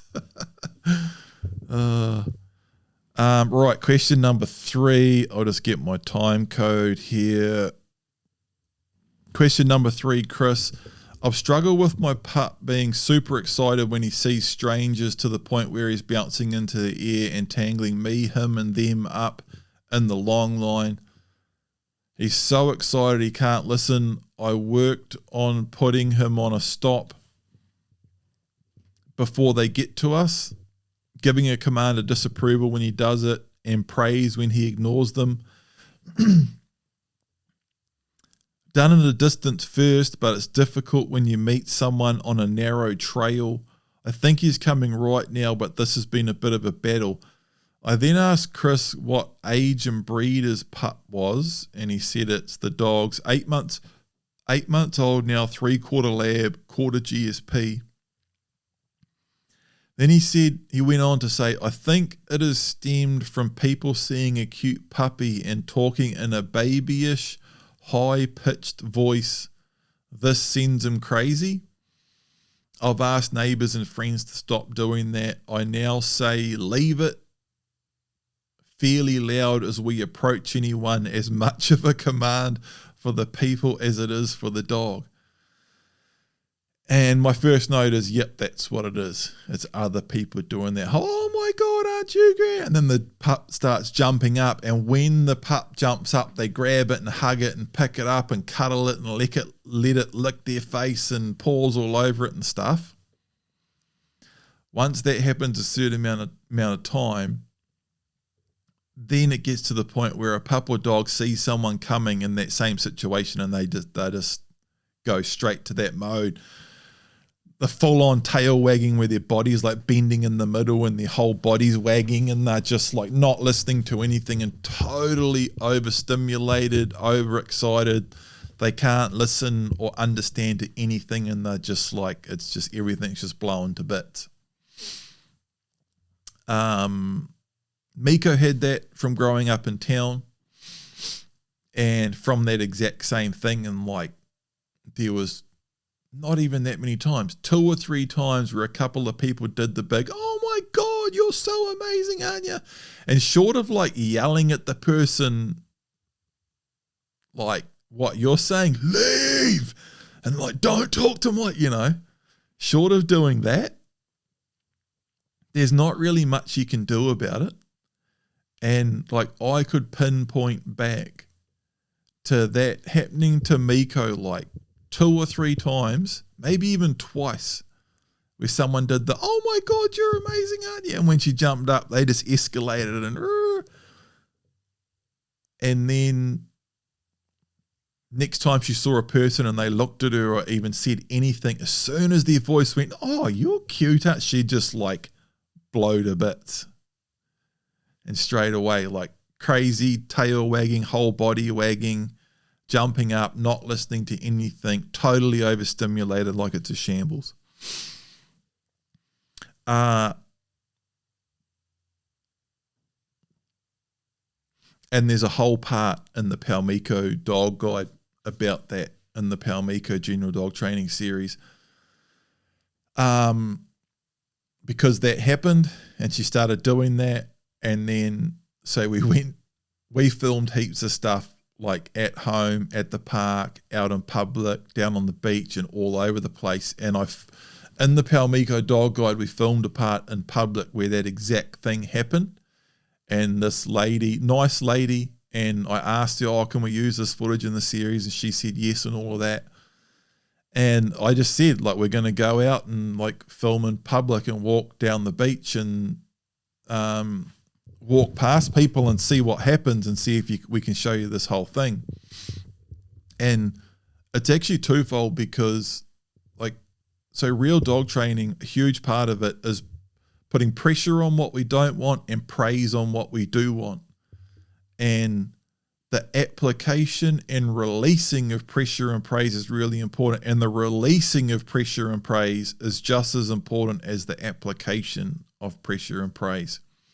Releasing pressure and praise is huge. This comes up again later on in this Q&A. And because the thing that people do with that whole hyper jumping up thing is they go, oh my God, you're so amazing. And the pup jumps up. And when they jump up, they go, oh, look at you. And they like engage with the dog while it's jumping up. And then when the pup jumps down, they disengage with the pup when the pup jumps down and talk to you and, oh, hi, oh, so you're just walking the dog, are you? Oh, yep. So, yeah, well, we're walking our dog too. Isn't it a lovely day? And they're ignoring the pup when the pup isn't jumping up. And then when the pup jumps up again, they go, oh, yes, you're so beautiful, aren't you? So they're actually praising and engaging with what you don't want. And they release the praise and the engagement when the pup does what you want, which is not jumping up. So, and we got this lady, again, lovely lady who just likes dogs and just doesn't understand that, just did that perfectly, and we filmed it, and it's in the Palmico Dog Guide. But yeah, so that's what it is. It really is that. Like, this is, what was the original question? I've struggled with my pup getting super excited, jumping up when he sees strangers. How do I, sort of like, what do I do with that? And it's like, that's really it, You've got to avoid people doing that. And that's where it comes from. And man, it can be crazy how like just people doing that 2 or 3 times, how much that introduces the dog to that, and how much like you can fight that for so long. Miko's pretty good now, or she has been for a long time. She went through a stage where she was real jumpy and quite full on with people. And it took quite a long time and consistency to sort of get rid of it, but it's still always there. Still to this day, she'll like be a bit excited and full on with people. But that's what it is, man. It's exactly that. And there's that real classic example of it in the Palmico series. Print didn't really have it at all because I was living in the country then, and we were so full on making the Dare Dog blueprint with him that all my handling was perfect. Lauren was around him a lot, and she understood the handling really well too. And most of the other people Print was around in his first few months was like introducing him to people doing one-on-one dog training sessions, people that were following the blueprint. So Print was like hard out around people that knew all of the principles, and if he jumped up, they'd instantly like disengage, and then as soon as all 4 feet were back on the ground, they'd be like, good boy.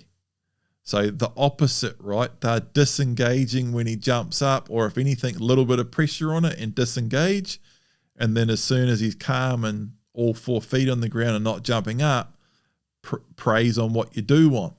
So it's like pressure and disengage with what you don't want, and praise on what you do want. And with that excitement and jumping up, that's just up and push them down when they jump up. And when they're calm, engage and pet them then. And if you've got people that are making things worse, you've just got to walk them through that and just say, hey, my dog's got this problem now where it's super excited and jumping up, and this is what it's from. People are super receptive to it too. And it's a super simple concept as well once you get it. And you'll find people, are quite good with it and receptive to it. And if you can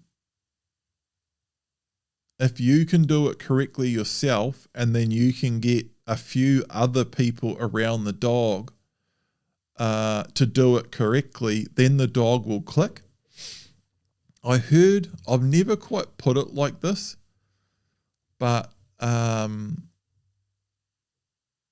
say something very similar just to introduce this concept. It's like one of my principles in the series is situational awareness, that dogs have really good situational awareness. And you can teach them one thing in one situation, location, or while a certain set of things is happening with this in a certain place with a certain type of people around in a certain type of environment. You can teach them in one place, but then you take them to a completely different situation and they'll think, well, it's a totally different situation, so I don't know if I have to deal with it in the exact same way that we dealt with it in the last situation. So they have really good situational awareness on things like that, and it works both ways. But so you need to teach them things really well in one place and then take them into new situations and show them that, hey, you still have to do it in this situation too, and then take them to another situation, teach them in that situation again, basically run them through the same process and do the same thing in a way where they can't fail. So just set them up for success.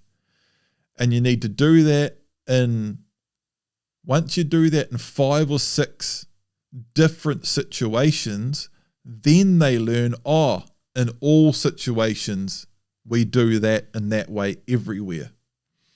I heard it put that it was something like, and it's about right, it's just a sort of more concise and better way of putting the same thing that I've talked about for years, and that's in the blueprint and stuff. Someone said that you teach the same thing, or it's something about the same thing in 6 different ways in 6 different situations, and then the dog's got it and it'll do that in all situations. It's very similar with that these types of things that other people can make difficult for you. It's the same with other dogs. It's this one with people doing the whole thing of getting a dog excited and the dog's jumping up and they're engaging with it when it's jumping up, going crazy, and they're training your dog to jump up and go crazy. It only takes 1 or 2 times of that for the dog to anticipate that and want to jump up and go crazy. But if you can get 4 or 5 or 6 different people to do it correctly, that's the best way to get the dog to realize, I don't do that with anyone. So it's not as if everyone has to do it correctly. But if you can get 5 or 6 people to do it correctly, then the dog's probably going to be pretty good with everyone. So that's almost a principle that, and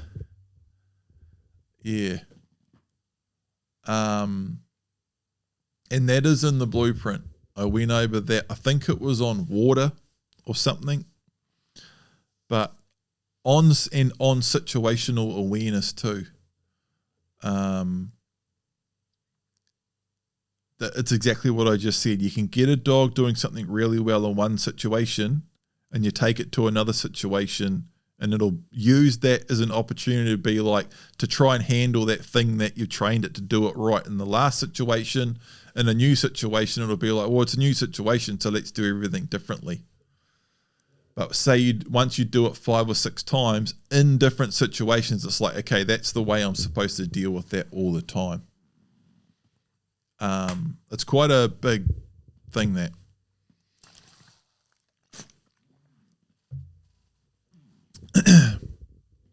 I heard someone else talking about it recently. It's something I was doing. I was like, oh, that's a way more concise way of putting that. Kids and family and stuff can really cause this too, like heaps of crazy playing with kids and other people. It's not just those 1 or 2 events of running into strangers and them doing the whole, oh my God, you're so amazing. Heaps of horseplay and running around and stuff, jumping and playing all over kids and that, and the kids all yelling and while the pups all jumping all over them. That can make some of this stuff more difficult as well. That's about it. Yeah. Question 4, Eric. Most people are starting with a pup, but you also work with older dogs. Can you talk about that? About retraining older dogs, maybe retraining an older dog that's just a pet, or getting an older rescue dog, or rehoming an older dog, or even someone that has a bird dog that wants to train it for deer too. Okay, so first thing is lots of people have retrained older dogs with the blueprint to hunt deer. I get that question quite a bit too. It's a relatively common email I get, or Facebook or Instagram message. Hey, I've seen your blueprint. I've got an older dog. Can I retrain it with the blueprint? And I've talked about this in Q&As a lot, podcasts a lot. Right from the start, one of the first people that did a really good job training a dog with the blueprint and started shooting deer over it was a guy that had like a 10-year-old heading dog. And that was quite a nice dog that already had sort of good boundaries and structure and things, but it hadn't been a hunting dog. And he just started following the blueprint right from the start with a 10-year-old heading dog and trained that and was shooting deer over that, and that was going well. And again, we've had loads of people with all sorts of dogs retrain older dogs. So long story short, you can 100% train older dogs with the blueprint, and it works really well. I've retrained lots of older dogs of all sorts of different ages. I got Fly when she was about 5.5 months old, and I've retrained older dogs. I got Tessa when she was about 14 months old. From memory, she was definitely a year or over a year. How you do it. So with the blueprint, with training an older dog, it's actually really simple and it works really well. You just start at the start and work your way through. Even though the blueprint, I start with print as an 8-week-old pup, and some of the stuff is super relevant to a young pup. But so people say, oh, my dog's a year old or 3 years old or 8 months old, so what part of the blueprint should I start on? The big key, even when you're training an older dog with either one of my series, is always start right at the start, because there's really important, simple things right from part one that you want to know and check off and go over even with an older dog. Then you just literally work your way through the whole series, and you just work on things that your dog doesn't have sorted, and you skip the things that your dog already is doing. With older dogs, you can often work through some of it, or you can often work through a lot of it much quicker with an older dog. But that's how you do it. It's actually really simple. Just forget about the age of your dog or how that print's a pup. Just start right at the start and work your way through. Work on the things that need work, skip the things that don't, and just go through it until it's done. And you can often work through it faster with an older dog. The Palmico series has some good remedial training stuff too for older dogs, some specific remedial stuff. But the blueprint on its own has everything that you need too. If you're training a deer dog, the blueprint is your base, and you cherry pick from the Palmico series. I think I talk about this again later on. I do. But yeah, if you're anyone training a deer dog with the combination of the blueprint and the Palmico, I've had a couple of questions on this lately. There is a couple of big long videos somewhere about how to use the blueprint and Palmico together, and I think there's big podcasts about it too, but I haven't done any refreshers for ages. But that's how you do that. If you're training a deer dog with the blueprint Palmico combo, use the blueprint as your base and follow that as your timeline, and cherry pick from the Palmico series. And mainly people are like cherry picking, like crating inside, maybe using a short lead sooner so you can walk around town and stuff, more around like in town, more training inside earlier. Really crating inside is a really big thing that people cherry pick from the Palmico series, and some of that remedial training stuff too. But yeah, retraining an older dog, the combo is probably good for a lot of people because it's got like the remedial lead training and stuff like that. That's quite good. But at the end of the day, if you're training a deer dog, everything that you need is just in the blueprint on its own too. But yeah, more broadly on training older dogs, it can be great, but it can be hard, and it all depends on the dog. And it's a hard one to give advice on. Like if people are like, oh, I want to train a deer dog, should I start with a pup or should I get a rescue dog? I definitely would never want to discourage people from getting rescue dogs and things. Fly was a rescue dog. She was a full-on rescue dog, got picked up from the pound, went to this dog rescue place, and she was all real shy and timid and a bit messed up. But she was a very nice, easy dog to work with. And I got her at 5.5 months old, and she was hunting when she was like 7.5, 8 months old. And she was hunting really well by the time she was 10 months old. So it can be really good, but you've got to get the right dog. It can also be really hard with the wrong dog. And sometimes, like, it's hard to tell too. You can get a dog that seems nice when you go to look at it and pick it up and take it home, and you start working with it and everything seems to be going well. And then things start rearing their head later on, and you've already spent a lot of time and put a lot of time and work into a dog, and you're sort of committed to it now and attached to it. And then you start having problems, and you start working and working and working. And next thing you're 8 or 10 months in or a year in, and you're still struggling with problems where had you got a pup and started from a pup, once you spent more than 10 months with an older dog, you could have trained a pup right from 8 weeks old. So starting with the pup is definitely the ultimate. Having said that though, depending on the pup and how you train it, if you get the pup from a not an ideal breed, or it's from a difficult line that doesn't turn out to be incredible, and someone else like rehomed a real nice old heading dog or Vizsla or GSP that had no major issues, they might have an older dog that they rehome that turns out better than if you get a pup right from 8 weeks old, and it's like a bit of a challenging pup and you don't do everything right. Your mate that rehomed an old crossbreed or something might end up with a better dog sooner. So, or someone might rehome a dog and put a huge amount of work into it and do everything perfect, and that dog might have ongoing problems from things that it experienced before you got it. So it's a very, very hard one.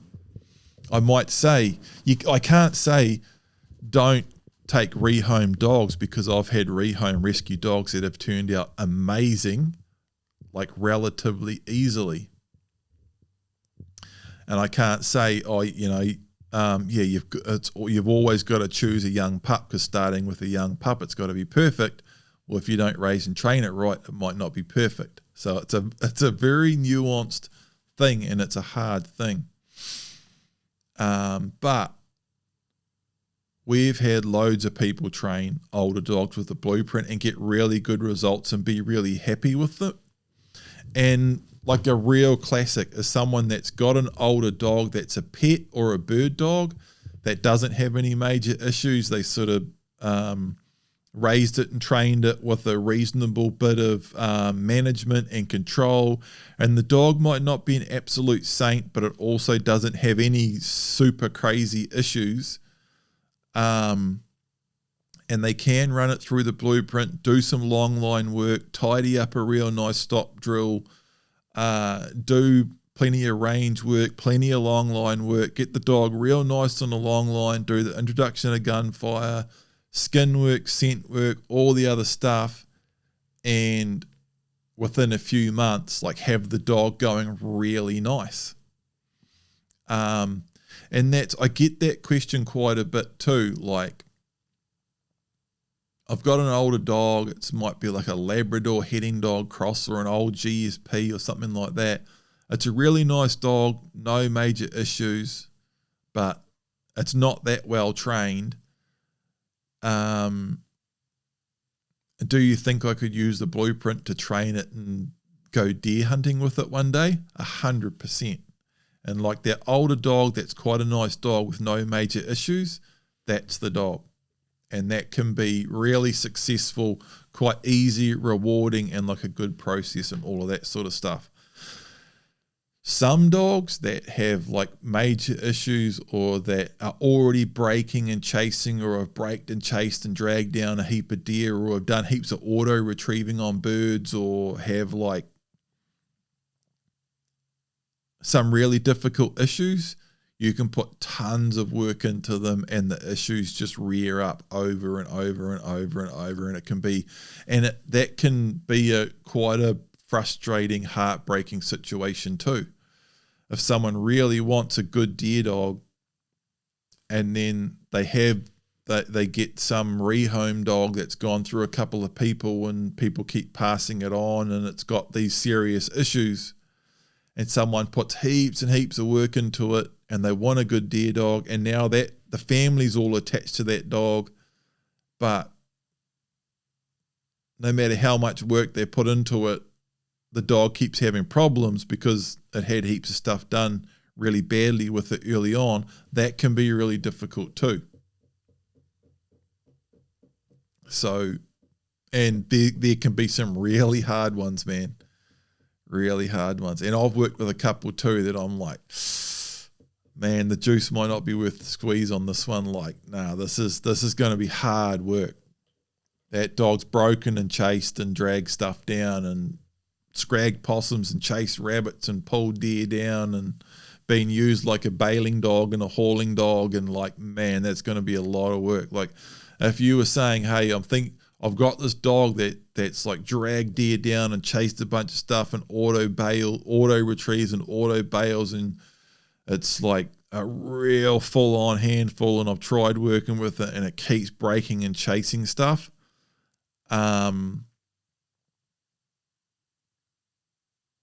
Sure, or say my mate's got a dog that's like chased and dragged down a ton of deer, totally out of control, auto bails on birds, and is just like an absolute nightmare and handful. I'm thinking about getting that off my mate and trying to retrain that, or get a pup and start fresh. I'd say start fresh.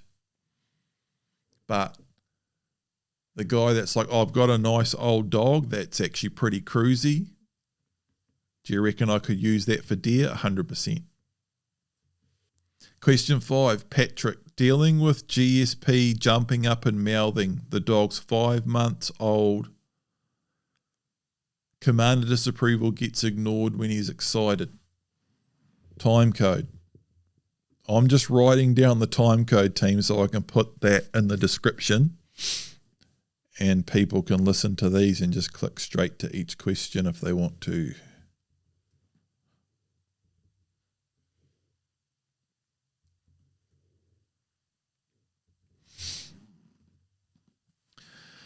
Yeah, so Patrick, dealing with the GSP jumping up. 5 months old, commander disapproval gets ignored when he's excited. So, and like my first note here is I've pretty much already covered this in this Q&A with that other dog getting excited and jumping up. And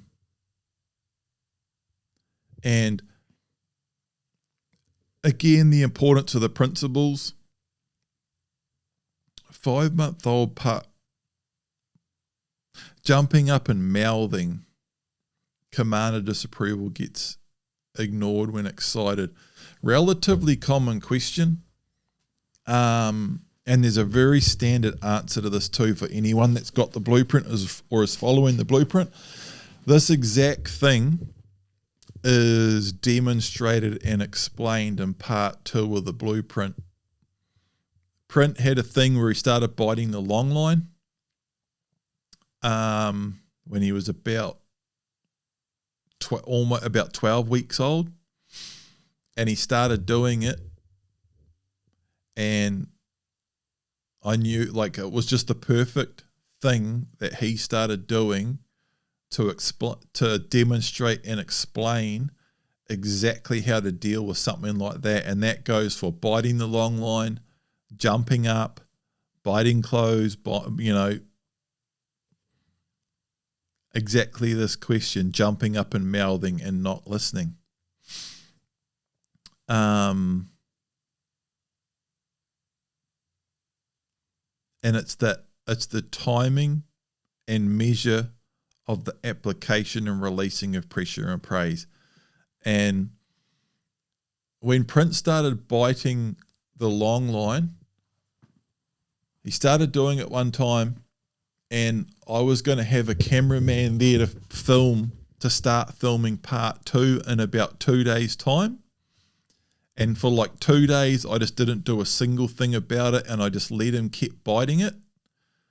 So I had that to work with and film and demonstrate it in that part in part 2. Because when you do it perfectly, you stop stuff like that like straight away. And talking about the timing and measure of the application and releasing of pressure and praise, and putting pressure on what you don't want and praise on what you do want. And it's the timing and the application and releasing. It's like really important. And that demonstration of part 2 of the blueprint is actually like a perfect demonstration and explanation on how that applying and releasing pressure and praise works. And basically, when the pup goes to bite, when Print went to bite the long line, I just gave a little check on the long line. Command of disapproval. So the check on the long line and the command of disapproval is pressure on what I don't want. And it's the second he goes to bite it. And it's not a slow pull, and it's not a, hey, you get out of there, and like talk. It's not talking to the dog and long and drawn out and carried on. And I'm not like slowly holding pressure on the long line. It's the second he goes to put his mouth on the long line, I go, pop. It's a check. It's a little snap. And this is why it's so reading, timing, the reading, timing, and measure of the application and releasing of pressure and praise. Sounds like a ridiculous mouthful, right? But that line was put together over years of teaching people this. And it's actually everything you need and nothing you don't. That line right there. Because the reading, you're watching the dog and seeing when it's going to do it. That's what reading is. That's what reading a dog is. When a dog's on a sit and it's going to get up, you want to correct the thought. You don't want to wait till the dog's walking. You want to stop it, not even as it gets up, as it goes to get up. And it's the same with the biting thing. You don't want to start correcting it once he's yanking on the long line. You correct it as he begins to go to bite it. And you have to watch the dog and read his body language. So reading, timing is doing it the second he thinks. So it's timing is basically quickly. So the better you can read the dog and anticipate when it's going to do it, and the better you can time stopping it. So reading, timing, measure. It's always the minimum amount of pressure or praise required to get the job done. So that's the measure. Measure is how much. It's always the minimum amount required, but to get the job done. So It's got to be enough. That check and has to be enough to stop him from biting, but you never use more pressure than what you need. So the measure is actually really important. Reading, timing, measure of the application of pressure. So right as the dog goes to do the thing that you don't want it to do, and it's no more than what you need, but it's enough to get it to stop biting. Reading, timing, measure of the application and releasing. So you don't go, hey, get out of there, stop biting my long line when I tell you to, and don't, but you don't go carry on, because releasing the pressure is just as important. So reading, timing, measure of the application and releasing of pressure. You watch the dog. The second it's about to go, timing of applying pressure. Also, the second it stops, you release pressure. Very, very important. That's why it's reading, timing, measure of the application and releasing of pressure and praise. Okay, we'll cover praise in a second. Pressure on what we don't want, praise on what we do want. And it's the reading, timing, and measure of the application and releasing of pressure and praise.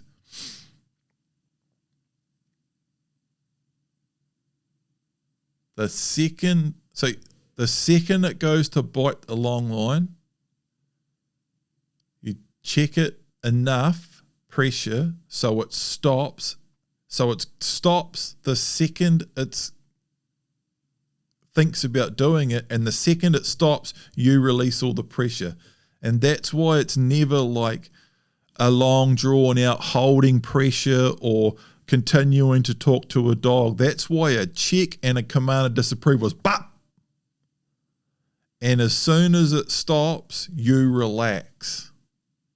And that's releasing pressure too. Just you relaxing your body language is releasing pressure. And in the case of a pup jumping up and mouthing, the pressure is enough so it stops. You want a bit of separation there. You don't go but and stop it and instantly praise, but you go wait. As soon as, and you can see it, you can see the pup think about it and then not. And then you go, good boy. And that's the application and releasing of praise. And that's exactly the same thing. And that's why it's the reading, timing, and measure of the application and releasing of pressure and praise, because you need to read and time and measure the application and releasing of your praise as well. Because let's say it's a pup that's getting mouthy. As soon as you see it think about doing it and then not, and then it stops itself, you go, good boy. You don't go, good boy. It's always the minimum amount required. But you don't go, good boy, and not even pat it. It's got to be enough to get the job done. So you be good boy and you pat it. Just as powerful as the check and the pressure when it first goes to bite is if it's doing it right, so it's just standing there and it's not biting the long line, it's not mouthing you, it's not jumping up, you reward that with praise. As soon as a pup that's getting mouthy, it's quite common to reach down and go to pat them, and you get like 2 or 3 pats, and then they'll open their mouth and go to bite. You pull back. So you release the praise too. And that releasing of so like, good boy, the second they open their mouth, and it's not, you don't do it once they bite you, you do it the second they even think about going to bite you. It's like command of disapproval and remove that praise. And between like a really well-timed check on the long line and stopping that the second the pup stops, and then praising them again, never like and then straight into praise, because it can. Why you need to separate that is because if the pup bites the long line and you go, good dog, and the pup bites the long line and you go, good dog, eventually one way to get a pat is to bite the long line, get a check, and then you pat the dog. So you need to separate the bad action from the correction, from the praise. You need proper separation there.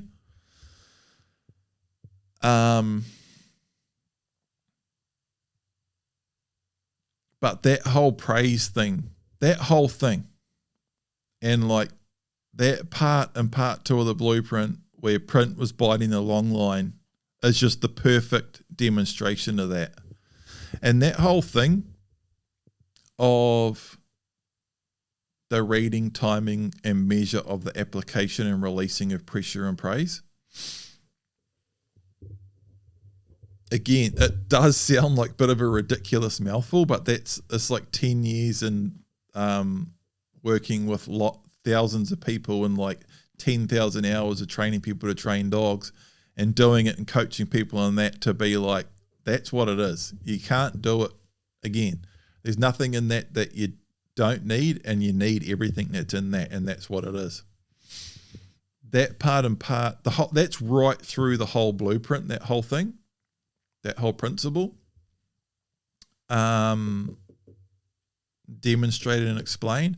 But that part when Print's biting the long line and he like bites it, and I check him, and he stops and he like sits there, and then he goes to bite it again. I go, and he does it like 2 or 3 times, and then he like thinks about doing it and doesn't do it. And I like give him a pat, good boy. And then like we move on, and he tries to do it a couple of times, and I correct him again. And like that thing with Print lasted like no time. That was it pretty much. I think he tried it a couple of times after that. But if you do that correctly, that's why I literally had to just let him keep doing it for 2 days until I had a cameraman there. Because once you do it correctly, you'll stop stuff like straight away. And once you know how to do all of that properly, and you're stopping little things instantly as soon as they're coming up, and you're like putting pressure on the things in the exact right way right as they start, and you're nipping it in the bud, and then you're also applying and releasing praise correctly, like that's a huge part of the secret sauce. That's where I talked about earlier, how your management is like half of it, and then what you do when you actually train is the other half. Then let's put it in 3 parts. Your management is a third. The step-by-step, like go and do stop drills now, or now do your stop to the shot, now do your scent training, now do this, now do your stop at a distance, now do your hand signals. That's a third, like the step-by-step. This is what you do. The other third is like the finer points and the finer details of the actual handling and the reading and timing. That's really like, you need to get your management right. You need to know what to do, and then you need to do what you need to do right. And that reading and timing and fine tuning of that handling that's pretty much it. It's huge. Your overall management, what to do, and then how to do it. And that reading and timing, man. And if you're getting some of that stuff wrong, and your pressure's staying on once the pup stopped, or you're still trying to pet the pup's trying to mouth you again, and you're still saying good boy and patting it, versus like your timing is just perfect to the half a second, and the second they think about opening the mouth, you're like and withdrawing that praise, and then 5 seconds later when they're chill, you're like good pup, and again feathering it. When they're a little bit better, you go from good pup when they're only just doing it to good boy, good boy, good. Oh, you're getting it, good boy. And you like roll it on.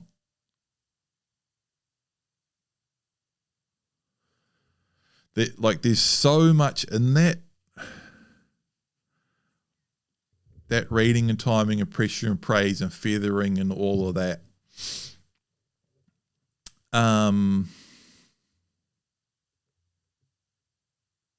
Yeah.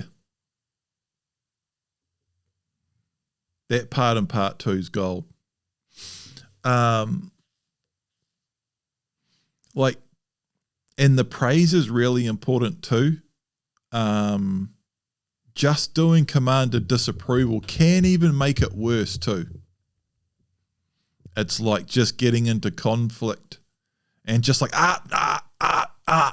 especially with pups jumping up and mouthing. If you do it wrong and the pup's jumping up and you're like,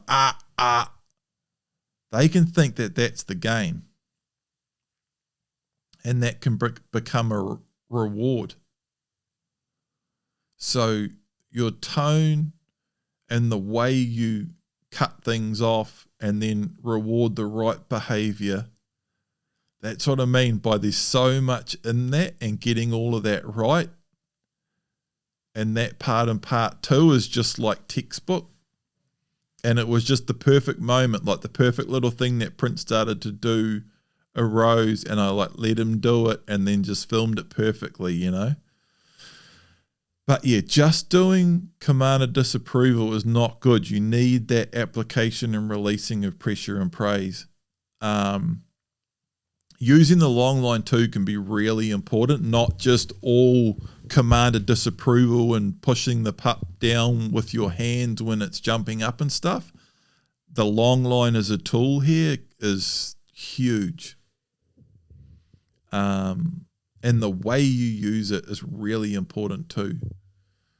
All your little checks come from a loose long line, and it's very specific.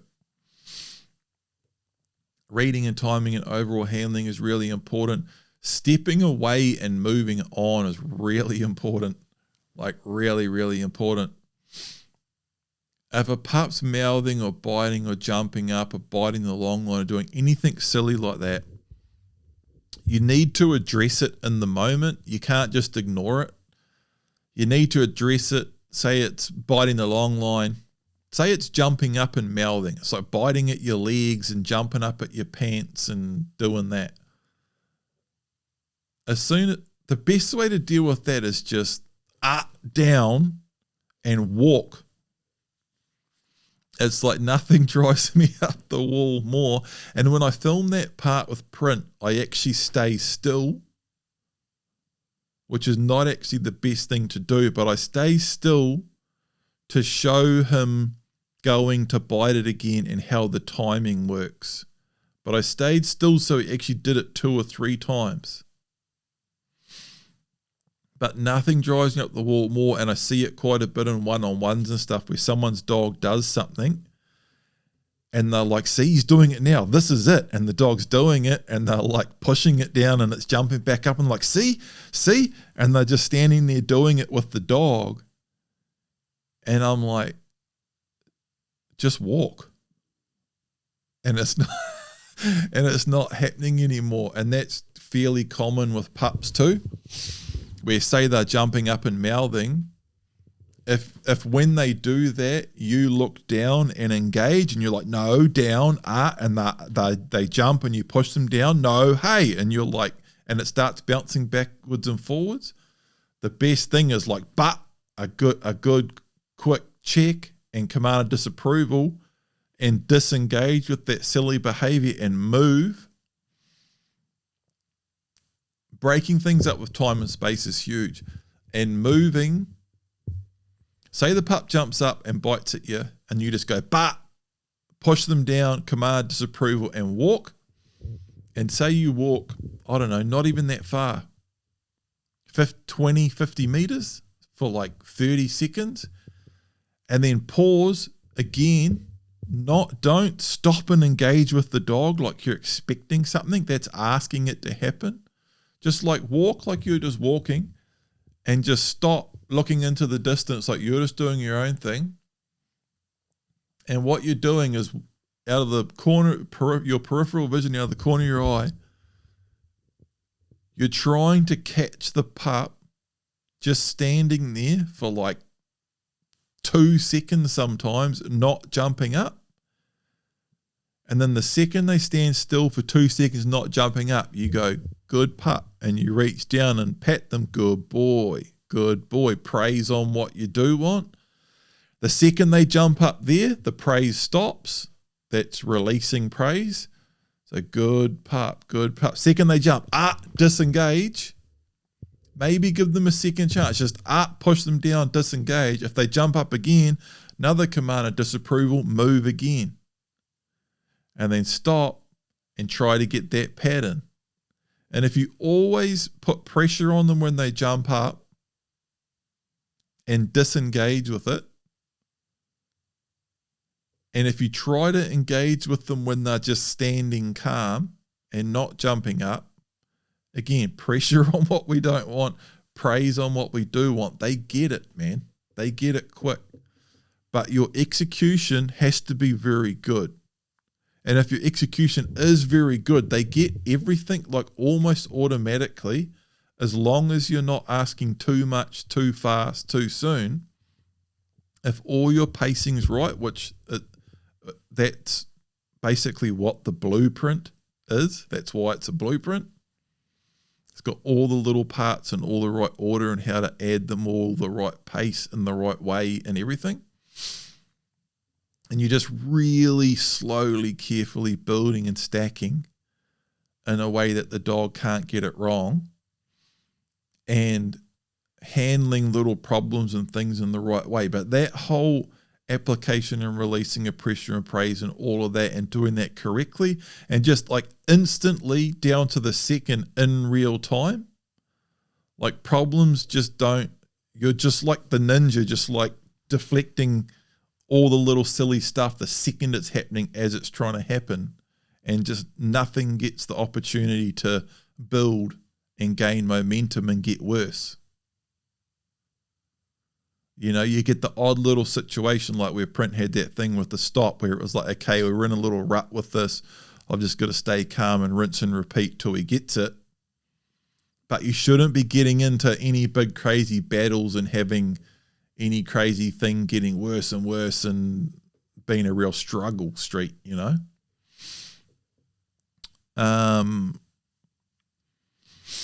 But yeah, like long story short, it's basically in part 2, but it is good to have like some good yarns on these things too, you know. That moving on can be big.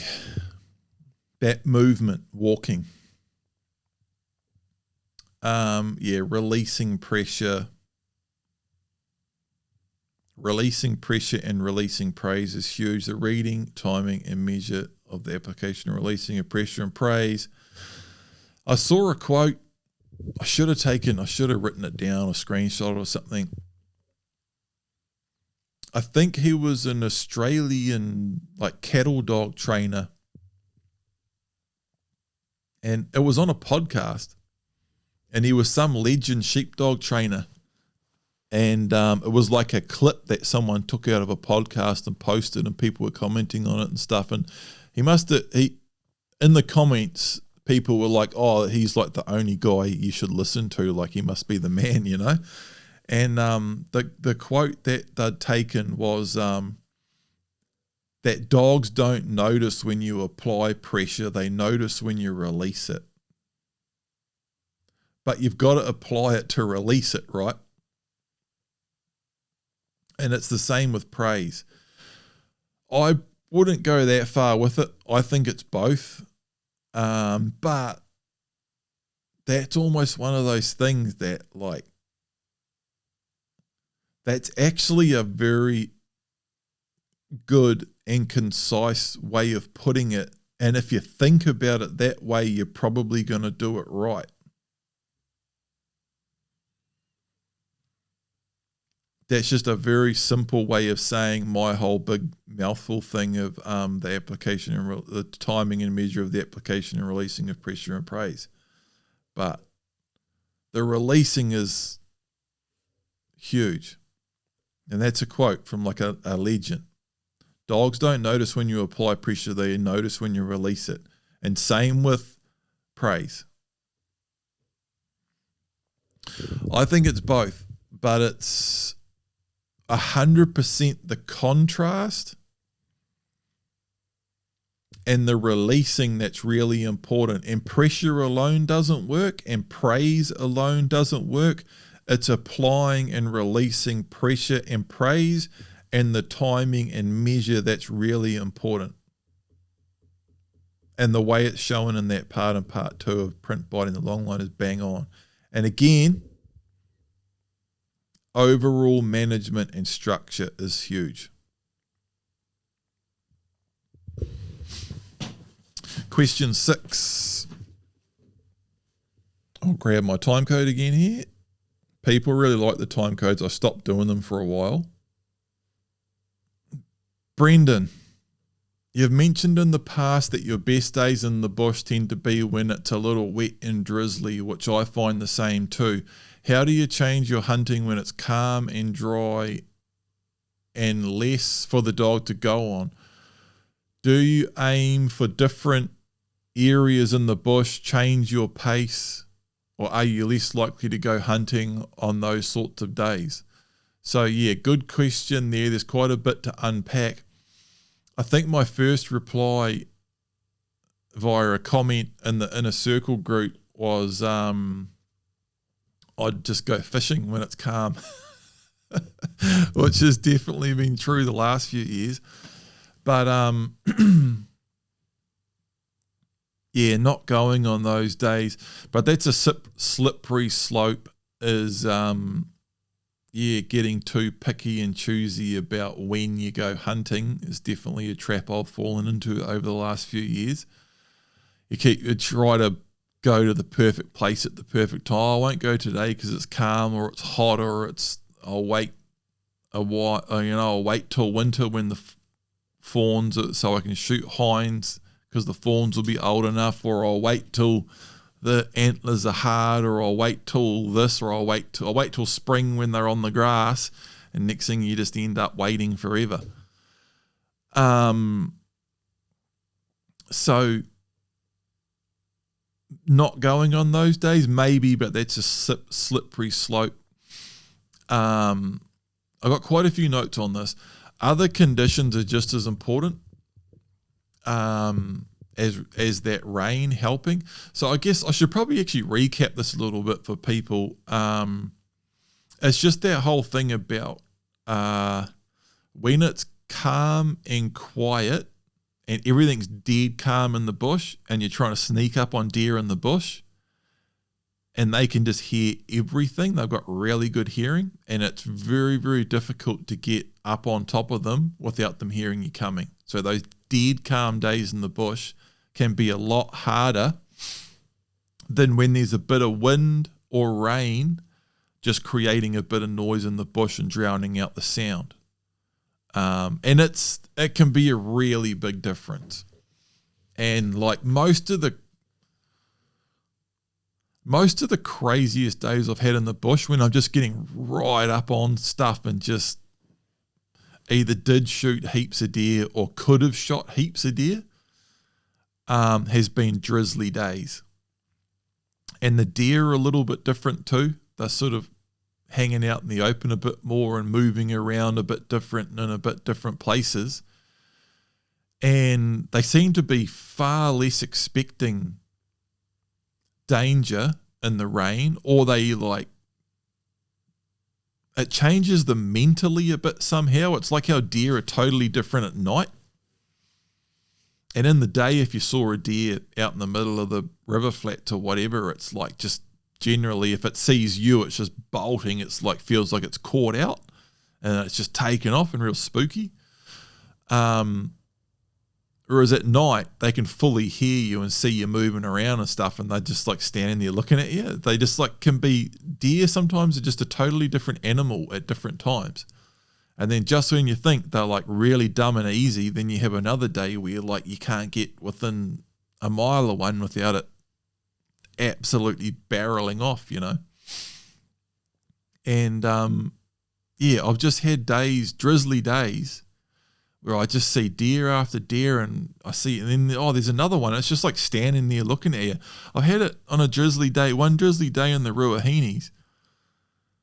And man, they were just this small face that I was hunting, and fly was just taking me to deer all over the place.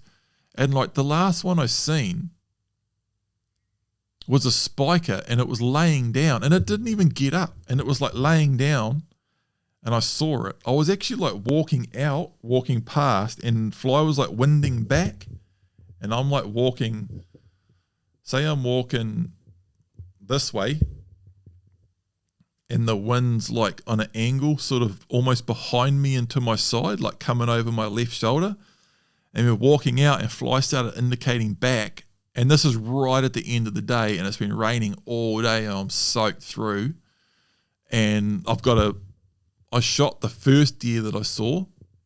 I was actually goat hunting, doing contract goat hunting, and we weren't meant to just bomb up on deer and spend all day shooting deer when we're meant to be eradicating goats. And I shot the first deer that fly took me to in the morning, and I hung it up, and then I just spent all day covering this whole face. And every time fly tried taking me in on something, I like followed it up, trying to find a goat, and every time I followed fly up, she took me to a deer. And I just spent all day going around and around in circles, zigzagging up and down and back and forth on this face.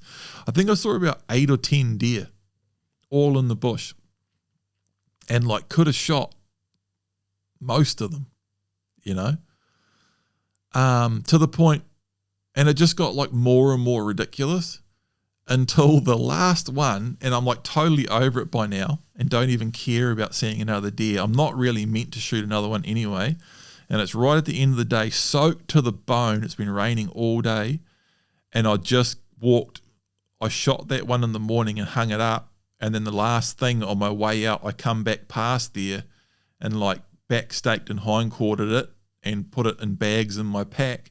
And I'm walking out absolutely soaked to the bone, like boots full of water, and you haven't crossed a creek sort of thing, carrying this deer. And I've just passed up like 8 deer all day.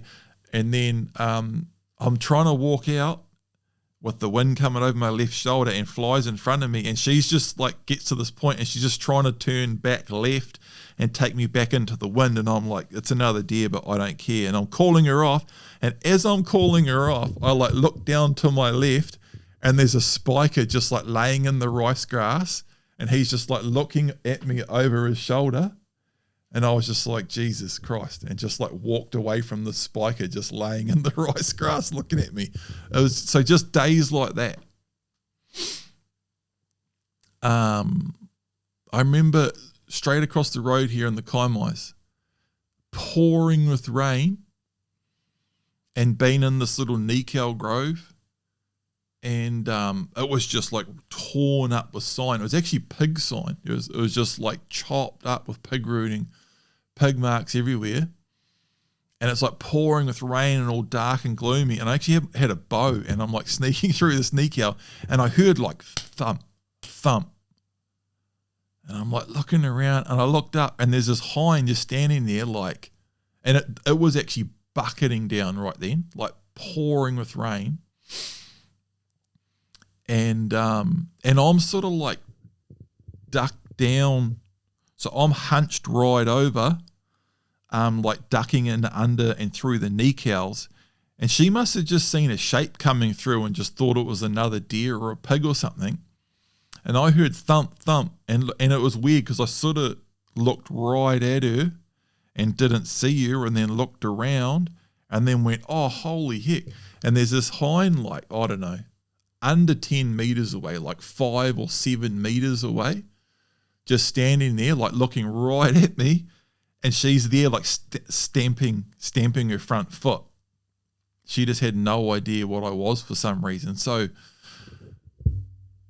and if it wasn't pouring with rain, I've never seen a deer do something quite like that close without the rain. So I don't know what it is. There's a video on, I can't remember if it's on Big Game Indicating Dogs or my Paul Michaels channel, pouring with rain, hunting sika in the Kaimanawas, and how did that work? Oh, I shot that yearling, and that was the same thing, sneaking along that bench, and I saw a yearling, shot that, hung that up, and then pretty much tracked or started indicating straight from that yearling, and like took me right along this bench down into the creek, back up and around again. And we're following I think it was the hind from that yearling. Like there was probably the hind and the yearling there. And I shot the yearling, and when I shot the yearling, the hind took off but didn't go that far. And by the time I gutted, field dressed the yearling, hung it up, the hind was still just standing on the bench just a little bit further down. And usually, like tracking a deer like that, you might see it once or twice, but if you keep spooking it, they just go and keep going. But we just keep tracking her, and I saw her and bumped her like 3 or 4 times. She just wasn't going far, and she kept stopping and just waiting and letting me walk over the hill, pouring with rain. Then I got sick of chasing her, and then Prince indicating again, and I come over the brow of the hill, and there's just a sika hind standing right in the middle of this huge big bench, just standing out in the open like an old cow, flapping her ears in the pouring rain.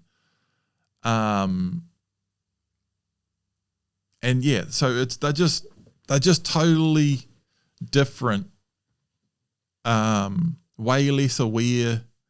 I don't know what it is. It's hard to put a finger on it, but so often in the rain, they just like lose their inhibitions and can get really dumb. The sound of the rain in the bush drowns out your sound approaching. The rain also, particularly heavy rain, it's like it pulls the scent out of the air. It's like it has an element of that.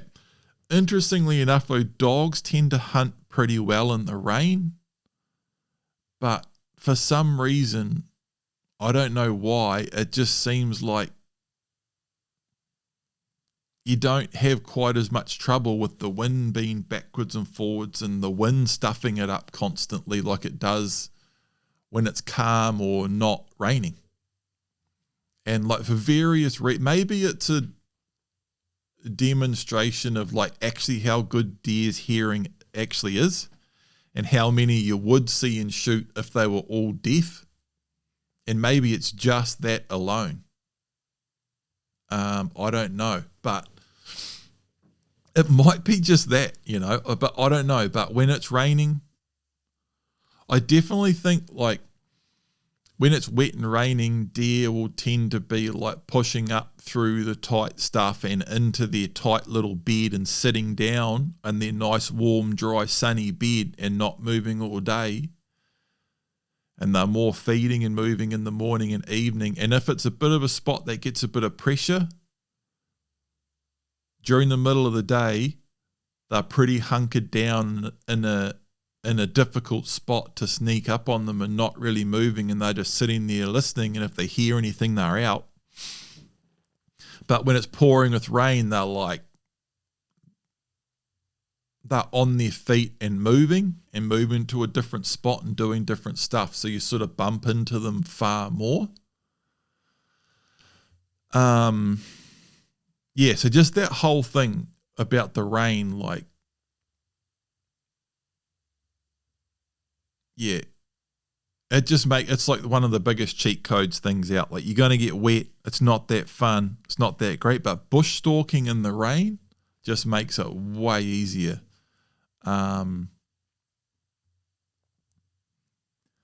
So Brendan goes on to say, how do you change your hunting when it's calm and dry?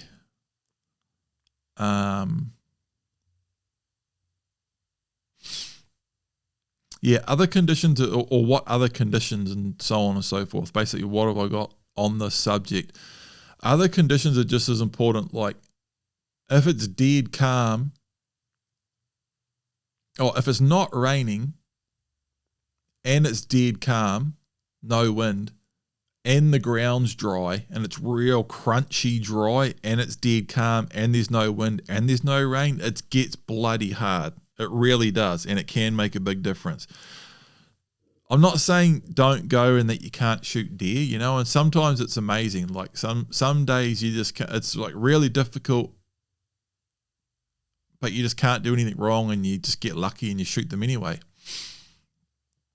But man, it can be a heck of a lot harder when it's dry, calm, and the bush is real noisy and you can hear a pin drop from a mile away. It can be really bloody hard.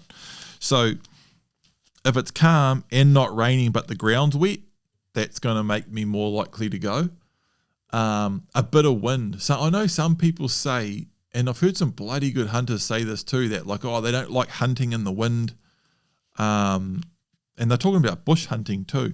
Probably, I don't know, like hunting big open tops and stuff like that. If it's just absolutely buffeting wind, I'm probably going to be looking for more sheltered areas.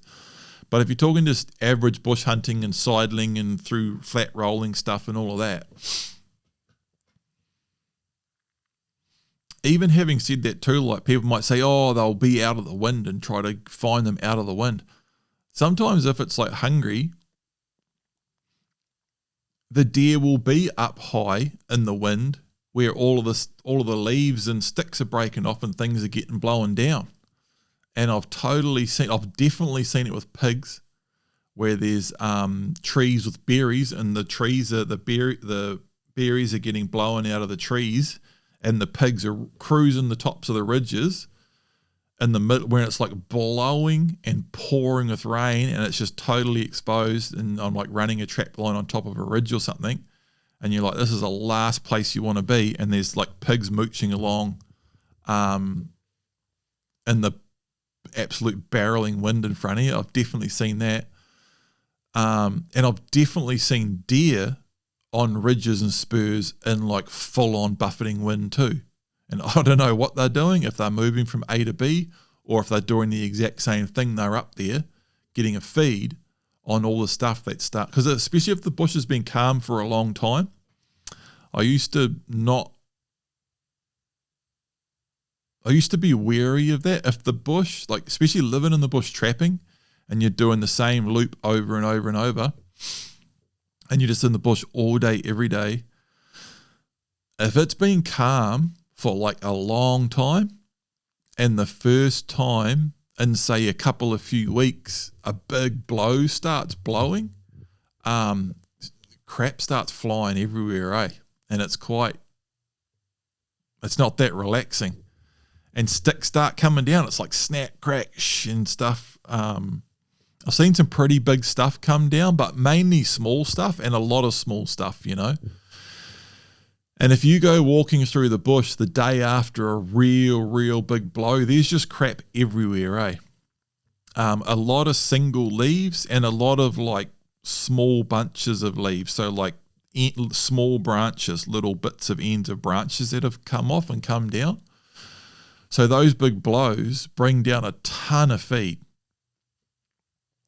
So I think that's an element of it too, especially in the wind. Sometimes actually as a wind kicks up, the deer are actually moving around getting a feed, especially if it's been like, if it's middle of winter and there hasn't been much feed around and stuff.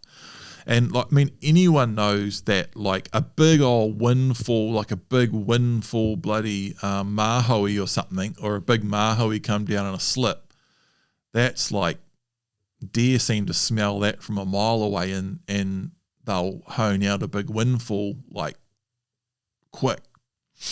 It can be the same, I reckon, sometimes on those real blowy days, and I've seen it when it's like, and it'll be like a ridge or a spur that I've been trapping for ages, and right as a big wind blow kicks up, yeah, you just walk along the ridge and there's all of a sudden deer on the ridge while it's blowing. But the other real big thing about the wind too is it does the exact same thing as the rain, and it's as soon as it's all wind in the bush, they can't hear you coming. And the other big thing about the wind too, that it actually does it more than the rain, is even if it's raining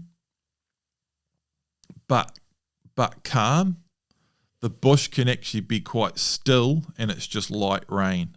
So it works two ways, because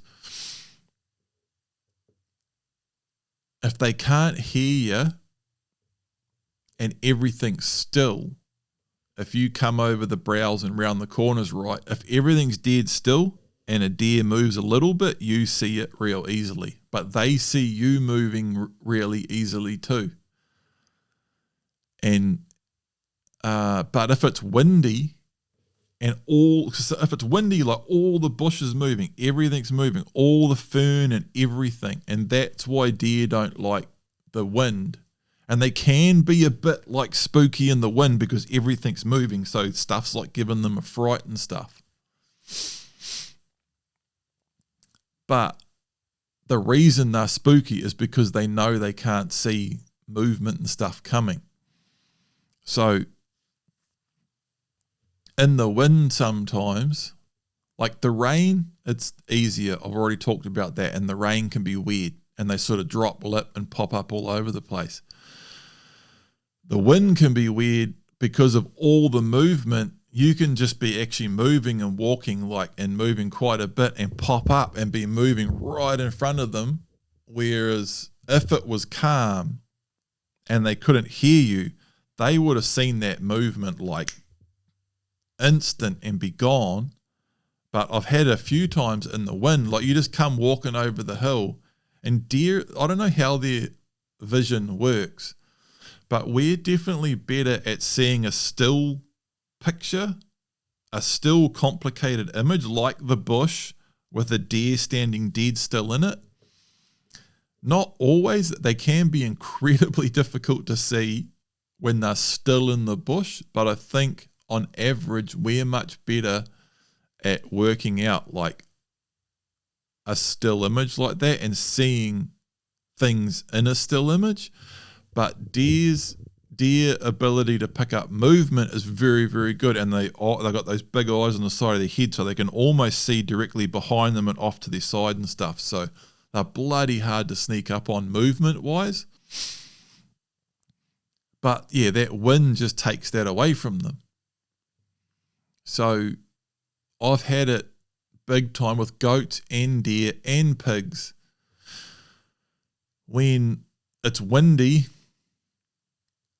one thing, hunting with a dog, if you've got a good wind and you're in a semi-decent spot, well, if it's a good solid wind holding one direction, well, you've got a good wind. So it's not that dead calm drifting backwards and forwards and you can't even tell which way it's going. You've also got the sound covering everything up, and you've got the movement thing covering it up. And if you've got the dog indicating, telling you there's one right there, so you know where to look anyway, and the deer can't hear you, and even how good they are at sensing movement is taken away from them because everything's moving in the wind can be a real thing too. So And it could actually be really blimmin' dry and crunchy and not raining, but windy. And that might be as good, if not sometimes even better than a calm day that's raining. So that would be, other than a rainy day, that whole wind thing is a real big one. And the difference between wet ground conditions and dry ground conditions is a real big one too. But the wind, and like, I went for a hunt last week and it was just dead calm. It wasn't bone dry, but it was dead calm, and I was hunting in the Kaimai, so it's thick bush. So if you're going to shoot something, you got to get blimmin' close to it.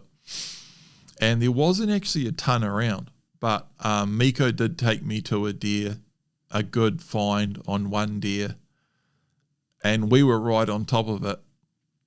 And Miko was all locked up, we're walking along this old track, and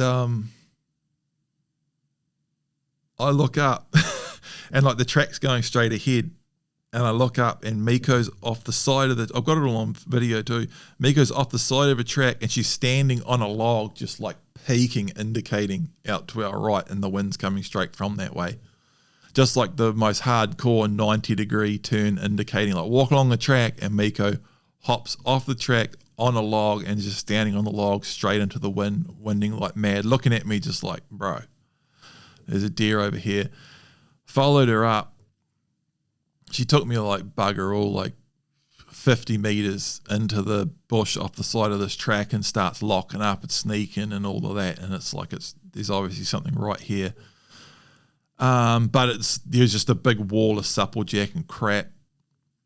It's pretty difficult. Dead calm, man. Like, the silence is just deafening, and Miko's basically locked up into the supplejack and just over the brow, you know, and I've just got this wall of supplejack in front of me, and I started snipping through it and trying to get through it quietly, and got through it as quietly as I could, which was pretty bloody noisily. And then I got to the other side of it, which is just, I had a little bit of it was still terrible, but I could at least move for like the next 10 meters kind of quietly. And I put Miko in front. Obviously, like by the time I got through that supplejack and I couldn't see a deer, from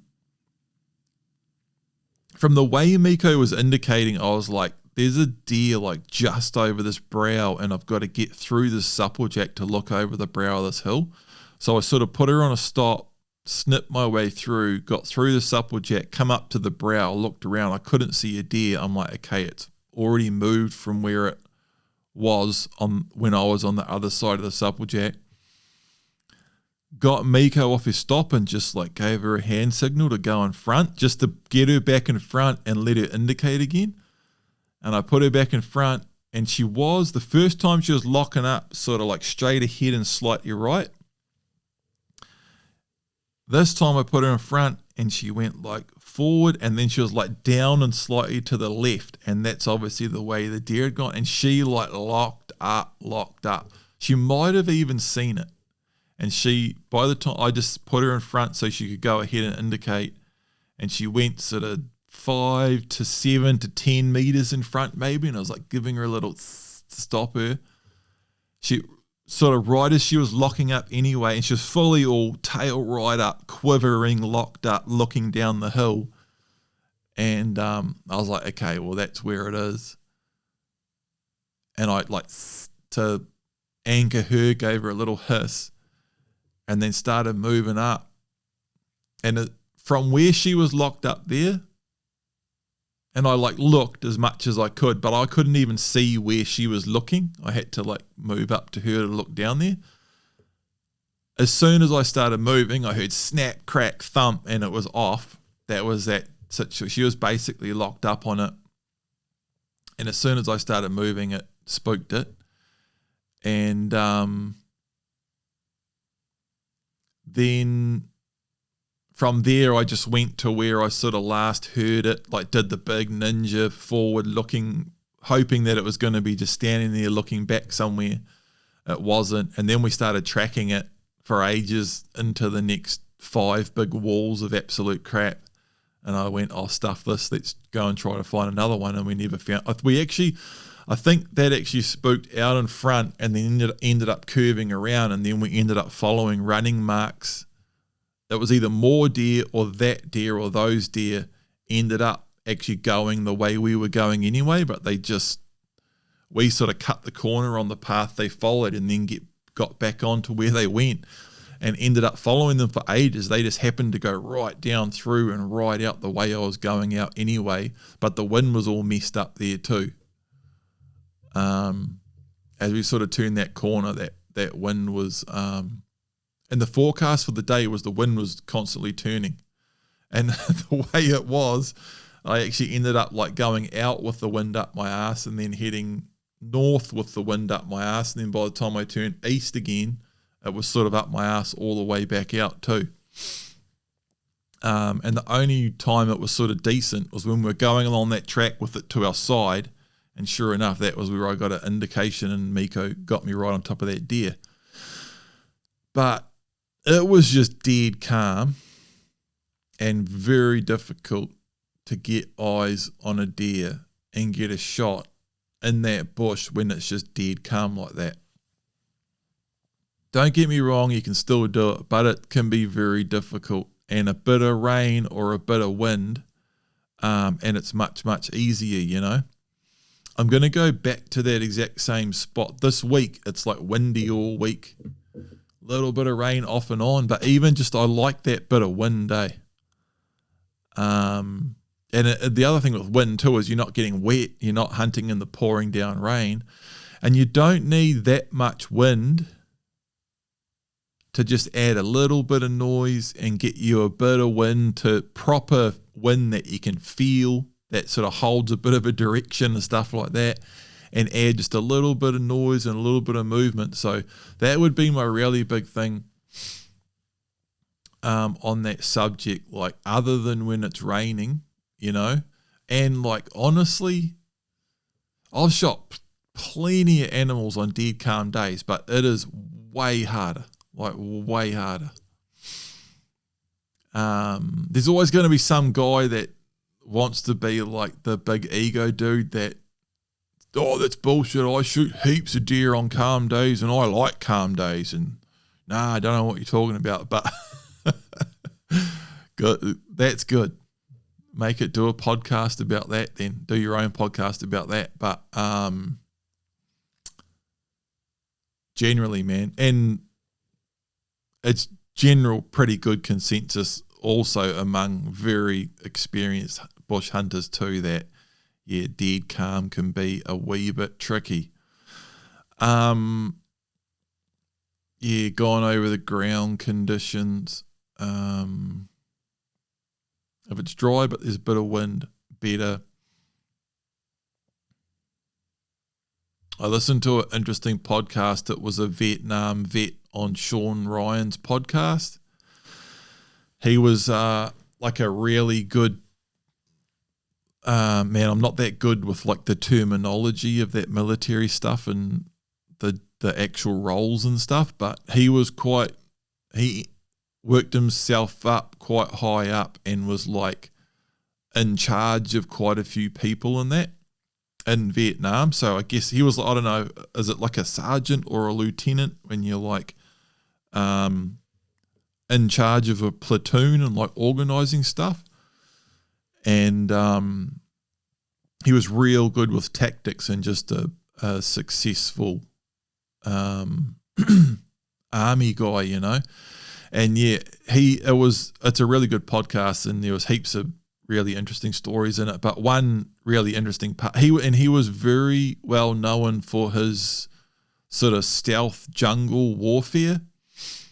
And he only did one solo mission, but he was pretty good at doing solo even when they're out as a platoon and sort of slipping forward and spotting stuff and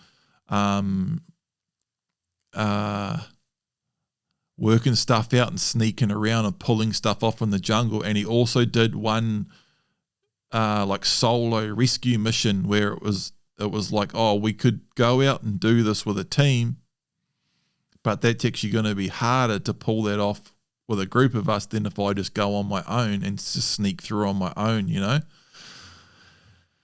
And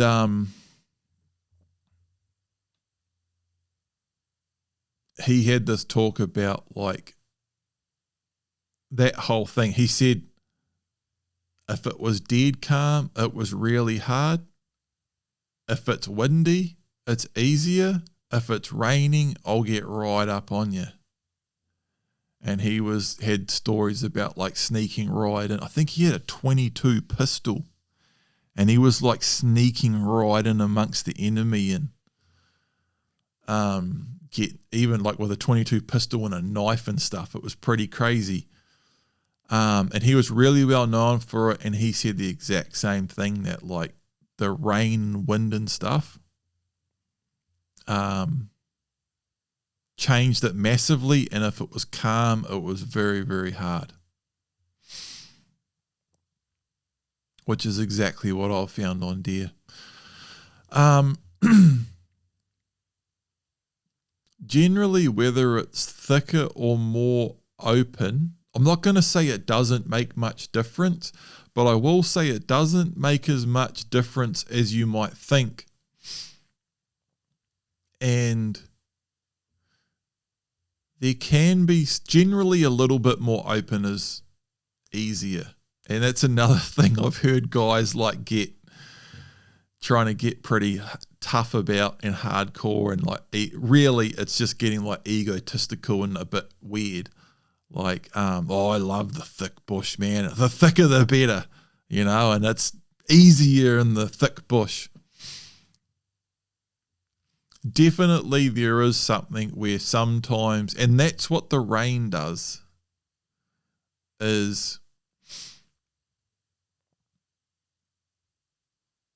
in average conditions, often deer in more open bush, they're very flighty and spooky and don't stand around and stuff. And if they're in open bush and something scares them, they're going to boost and like run a long way and not stop and look back and stuff.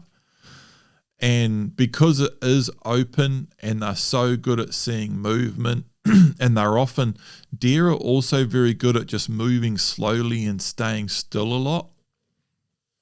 And often sometimes you'll see animals and they're not spooked and they're moving a lot and they're moving quickly, and that can be quite surprising too. Sometimes you just see a deer moving and it's just going somewhere, and I've watched deer coming out of the bush into the open to feed. Sometimes they'll like run down a hill like a long way, totally unspooked, just a deer being a deer, and they'll like run down hills. And sometimes you'll just be walking through the bush and a deer's just like doing a big 45 down across the face, and you think it's spooked, but it's not. Not that common, but every now and again, like they'll move out and they'll be moving and stuff. Generally, especially if they're just feeding and cruising and just mooching around,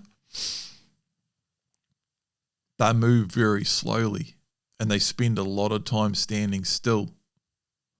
And that's what makes it so hard. And they can be very hard to see when they're moving very slowly and standing still.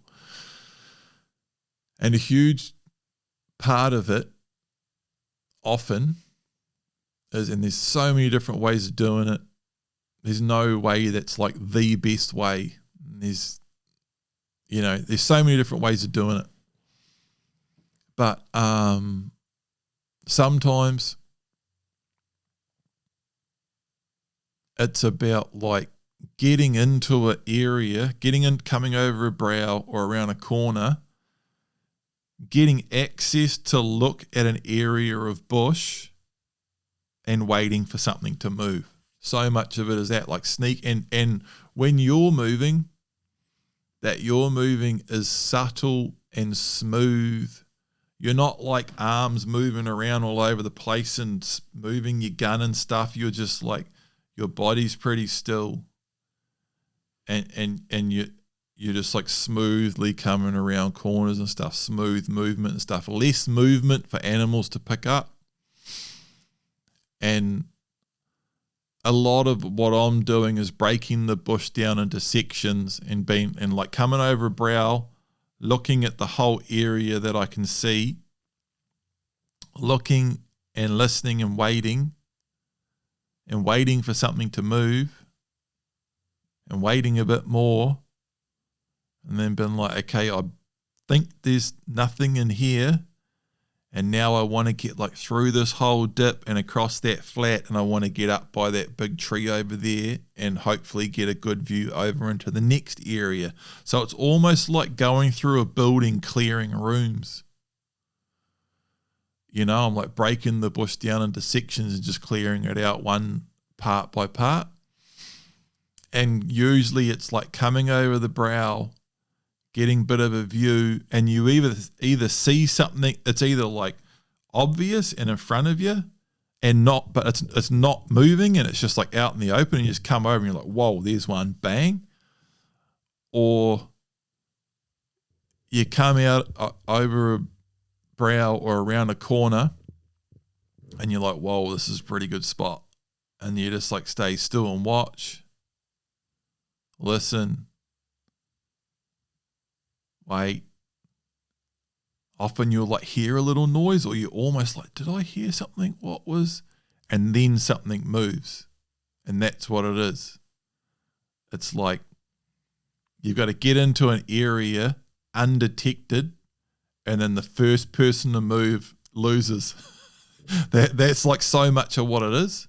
Getting into an area and then waiting for it to move, waiting for the animal to move. And then you'll see it or hear it, and like so often you won't see it until it moves. And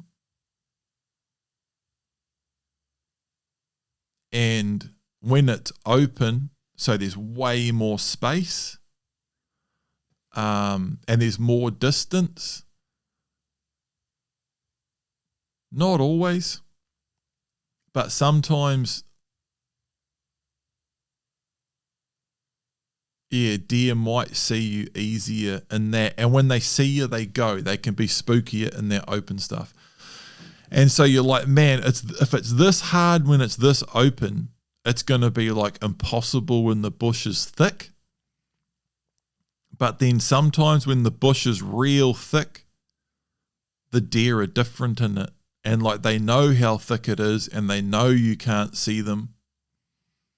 And they'll let you get up on them more, and they'll hear you coming or see movement, and they feel safer in that thick bush.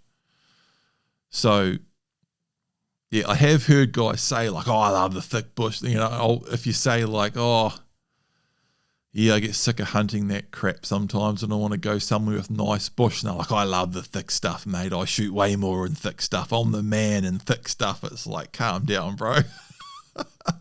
You get that hard out. But what I would say is a little bit more open is better. Like absolute crap is generally a bit harder. But what I would say about thick bush is it's not as hard as you might think it is. And the more time you spend, if you are trying to hunt somewhere and you're like, man, this is absolute crap, and you spook a couple and you're like, this is absolute crap and I have no idea how I'm ever going to shoot a deer in this. If you keep spending time trying, you'll probably be surprised at some of the opportunities that you start getting in thick bush. And animals can be different in it and a bit easier, you know? So, yeah. My note on that is generally whether it's thicker or more open doesn't make as much difference as you might think overall. But generally a bit more open is easier. Yeah, and like real open bush that has deer in it, that is often when I'd slow down and look more like that. Some of that real big open beach and seeker country, that it's real open and you can see real far, but there's little pockets of pepperwood and mingy in it and stuff, and sapling beach. So it's like you can see real far and you can see like 70% of what you're looking at, but a solid 30 or 40% is crap, and there could be like 20 deer in that big area that you're looking at that you can't see. When you get those big visual spaces and that's where like you can just stand there for quite a while. And the amount of times if you just keep posting up and standing still, that eventually a deer will walk out.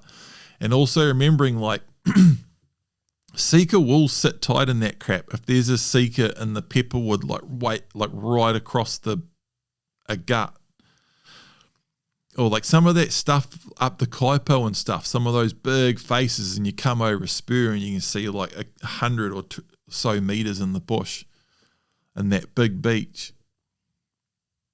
If you like fully walk right over the hill, right out in the open, most deer on that face that you can't see have probably just seen you and they're not going to move. But if you like come over real stealth, real slowly, and just peek your head over and just real smooth and post up and stand still and give it a decent bit of time, quite often a deer they'll move. You know, a deer that was in behind some crap when you first come over the hill will step out into a gap and you'll be like, oh, whoa, bang. But if you just come over and have a quick look around and keep walking, that's when you get squealed at and you look up and you see deer's asses going around the corner.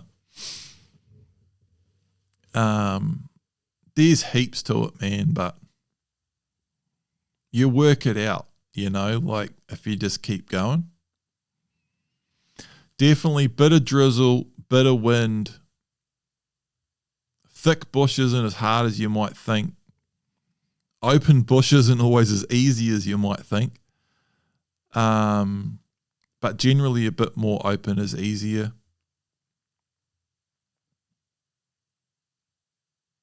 A bit more open in the right time. Right place, right time, right way. So like, say a spot that I've got in the Kaimais, a couple of loops that I've done God knows how many times, shot a lot of deer going around them. Been going around the same loops for like 20 years. Shoot a lot of deer, like going around the same loop, but the dog takes me off the side a little bit, you know. That's probably how I shoot like a solid half of the deer that I shoot on those loops is the dog taking me off the side. Probably shoot another quarter, like the dog indicating them on the loop. So I'm moving through and the dog just indicates up front. So I'm actually on the loop that I walk, the same loop every time, and I shoot it basically on the same path, but because the dog indicated it. And then so like almost 3/4 of the deer I shoot is because of the dog, directly because of the dog. Or let's say 70%, you know, 2/3, about a third and a third. Then another third I probably shoot just because I shoot them, not because of the dog, like in a side wind and I look ahead and there's a deer there. And a lot of those ones is like in a particular kind of spot, in a particular, often in the afternoon or more in the evening, towards the end of the day, and it's a big loop. And most of the first like 3/4 of the loop is just like pounding ground, and it's just a mix of all sorts of stuff and a lot of thick bush and a lot of all sorts. And I'll just like pick and get what I can out of that when I can get it, you know, and it happens, you know. And even in the crappiest spot, even on a calm day in the crappiest spot, you come up over a rise and there's a deer just standing there looking at you, or dead calm day and the dog indicates into the absolute crap and you just like crawl your way through it and pick your way through it, and the deer lets you get right up on it and you shoot it, you know. It still happens, and I've got videos on my channel of that happening.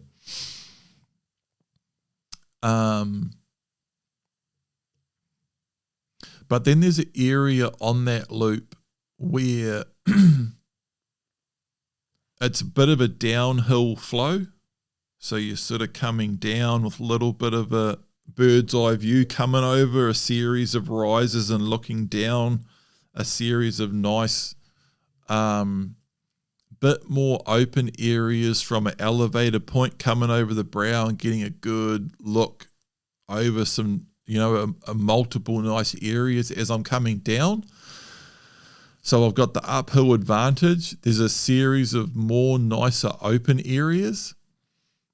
The lay of the land, and as it's coming back towards like the western faces of the climb is coming down, there's often a decent breeze. If there's a westerly flow, there's a nice consistent wind in my face for quite a good run coming down through those series of a bit more open areas. And I generally time it so I'm going down through that area like right at the end of the day. And I'm often like torching down the last bit of steep face that I usually don't shoot any. Pretty much have never shot a deer going up or coming down the last real steep bit, because it's real steep and hard to go quiet and the bush is real thick. And most of the deer that are just cruising and moving are up on the flat, so that's what I mean about the right place, right time, right way. That area is a nice area, a few more open sections. I'm coming down on it, so I have a bit of a overview from a slightly elevated position coming over rises. So there's lots of those opportunities to come over and just be like, whoa, there's one. Or come over and just watch an area and wait for something to move, and oh, there's one moving there. And also, if the wind's right, and as I'm moving down there and the dog starts indicating the wind's right, I'm coming over those brows from an elevated position with a good view, with the wind right, everything's in my favor, It's also a good area, like animals use that area quite a lot, quite consistently, and there's water there, there's feed areas, they also bed there. It's got like a real nice mix of everything. It's not like it's a creek where they're only feed, an open river flat where they're mainly feeding. It's not like it's, I don't know, some steep face knob bit where there's deer beds but they don't hang out there that much. It's not like it's I don't know, somewhere where they mainly move through. It's like they do everything through there. They like live there, feed there, bed there, like it's a real good core area. And it consistently holds animals and always has. It's quite a reasonably large area too. It's not just some silly little bit that you just like check and leave. It's like you have quite a good run through quite an area for like an hour or so. Like a good, it's not that big either. It's only like, I don't know, 600 or 700 meters long. And yeah, if the dog indicates too, and that's the other thing about this whole loop and that spot is like, I know that whole area so well that, and even off to the side, I've hunted it so much for so long that even if the dog like indicates off the side of my loop, I'm like, oh man, it's crap down there, but I'll try. Or if the dog indicates through there, I'm like, well, it's actually quite nice down through there, and I'll go for a sneak. And like that last nice area, if I'm going down through there with the wind in my face coming, and it's quite a long straight run too. By the time you get lined up on that last hour, it's not zigzag or half a loop or big 90 degrees. It's sort of quite a relatively straight run, like down through all these benches and stuff. So if the dog starts indicating out in front, it's like I know where it's going to be, and I know what I'm coming over into and stuff. So you've just got, as you line up all of those things, like good area for animals, The bush isn't absolute crap and ridiculous. There's a couple of nice open spots. I know it. The wind is right. I've even got the uphill advantage, bit of a bird's eye view coming down through there. And I know it really well. So the more you can line up things like that, and then if I'm coming through that area, like with a bit of drizzle or a decent bit of wind moving the bush and stuff, it kind of gets to the point where if there's something in there, it's in a pretty bad spot. If the dog's indicating it and there's a bit of noise in the bush, I've got a very good chance of getting in on it and getting a shot, As soon as it's dead calm and the wind's drifting backwards and forwards and stuff, it can be bloody difficult, like it really can. So that's it. Right time, right place, right way. One more big thing on this is hunting in socks. I've talked about this before. This is another thing I've heard people scoff about. Oh, you don't need to hunt in bloody socks. If you think you need to hunt in socks, you must be useless and all that sort of stuff. Again, cool. Okay. But honestly, hunting in socks, getting your boots off and hunting in socks can make a bloody big difference. And socks are almost quieter than bare feet. And you can hunt in bare feet, but it can be bloody hard on your feet, on the sticks and stuff. But taking your boots off and hunting in socks can make a bloody big difference. Like, it's so good, I actually get lazy and do it more and more because it's like a cheat thing, It's sort of like I can work really hard today and be like trying real hard to walk quietly in my boots and probably still making more noise, or I can take my boots off and just like walk normally in my socks and be quieter. It's like a lazy cheat thing. It works so well, Few pros and cons. It can be bloody hard on your feet, and it's only suitable in certain areas and conditions, like you're not going to stalk in your socks down a bloody scree stony and cut your feet up in stupid conditions and spots. You're not going to do that. But like nice flat rolling bush, good as gold. It's quite easy. And other pros and cons, that's the first. It's only suitable in certain areas and conditions. You got to match to that. It's only in the easier country where you're going to do it safely. You obviously don't want to do it in a stupid spot and hurt your feet on rocks and sticks or whatever else there's going to be. One thing is that you can absolutely ruin a good pair of socks. Like if you walk all day in the bush in a $40 pair of mean merino socks, you're going to wreck them. So I'll use just like old socks that are stuffed, or just buy real cheap socks. And I'll quite often like hunt in 2 pairs of socks. And sometimes because your socks are going to get wet too, and they're also going to get dirty. But sometimes it's not too bad if you're like wearing 1 pair of socks and you take your boots off and put like a cheap pair of beater socks over top of your good socks. You can get a good bit of time in that. But you really can trash your socks. And even that pair of socks that's under your beater socks over top, like they get all impregnated with dirt and sticks and stuff, and it just trashes your good socks. So definitely that's one real big con to keep watch for. The other big pro and con of it is like, depending on what sort of boots you're running and what sort of day pack you're running, putting a big pair of lower Tibets in your little day pack to carry around all day can actually be quite a pain in the ass too. And also, leaving your boots behind, and you're like, oh, I'll just leave my boots here and go for a mission. And then you're like, get carried away and go like way over the hell of the back somewhere, and your dog takes you right down the side and you shoot a deer in the river.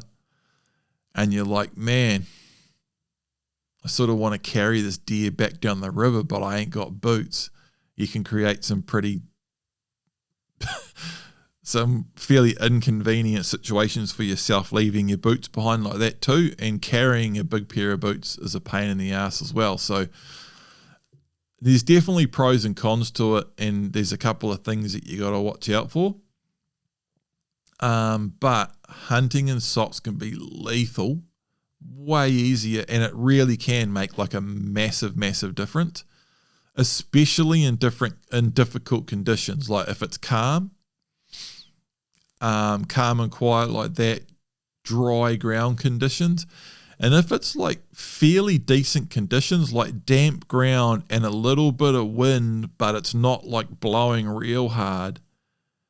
So if it's already decent conditions and you hunt in socks, it can kind of get a little bit ridiculous, and you're just like walking around normally and there's deer popping up in front of you and stuff. It's a bit like one of those things like, do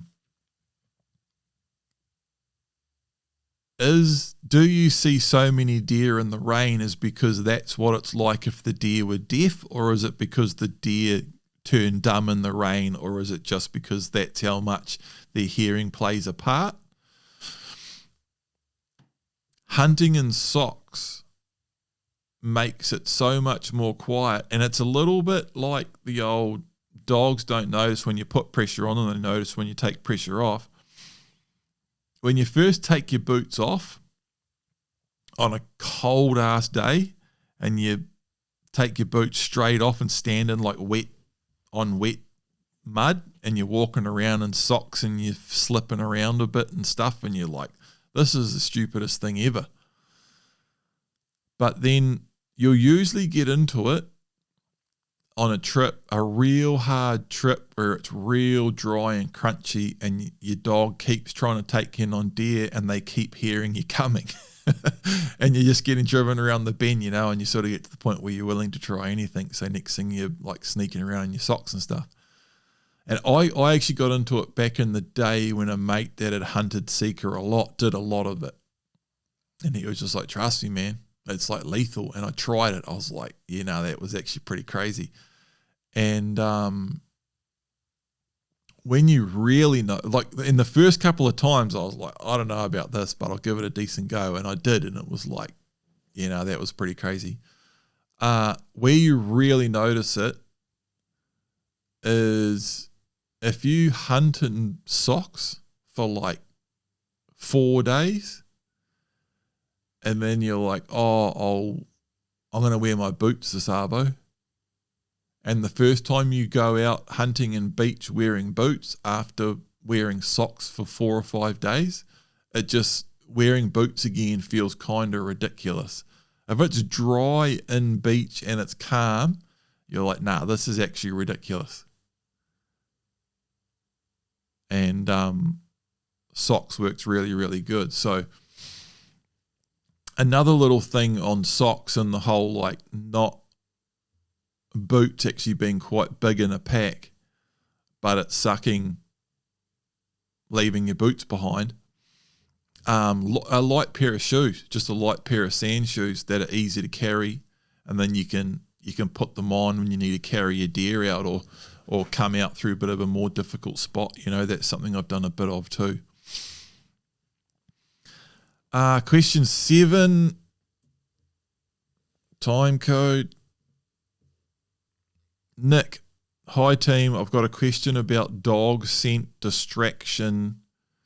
How big of a factor do you think it really is while training? I try to train my dog in quieter times, but most of the spots I use are high-use dog walking areas. I've noticed she seems less distracted after it's rain. Is that similar to how a big game indicating dog works better in the bush when it's wet because there's less scent The dog is a border collie heading dog, cross 15 months old. So it's basically, he's talking about lots of scent in training areas and his dog getting distracted by the scent. So he's trying to run a stop drill or trying to get this dog to walk nicely, and the dog's just peeking out, like getting distracted, smelling where other dogs have been and nose down all over the place. It definitely can be a distraction. I've definitely dealt with it a bit. And then he adds that little bit. That's actually quite an interesting thing, especially after what we've already been talking about because dogs often work better in wet bush. And he's saying, is it because there's less scent around? Like the rain's washed all the distraction scent away, so the bush is cleaner, so the dog's just picking up on the only thing to smell is like a fresh deer scent that's just been there, and all the noise is sort of washed away. I'm going to take a quick break. We'll get into this question when I get back. Right, so dog getting distracted by scent while training. Lots of scent in training areas can definitely be a distraction. But again, it's a bit like the jumping up and that adolescent stage of not listening, etc. If everything else is good and solid, scent shouldn't be a huge problem. If you're a bit lax in general, scent can be a real pain. So dogs being really distracted by scent, and it actually been a real problem in training and like ongoing. I've never had that as a serious problem with my own dogs, but I've had it be quite challenging and distracting for older dogs that I've taken on that other people have had in the past. You know, like when I'm trying to retrain an older dog and they're just super freaking distracted by scent because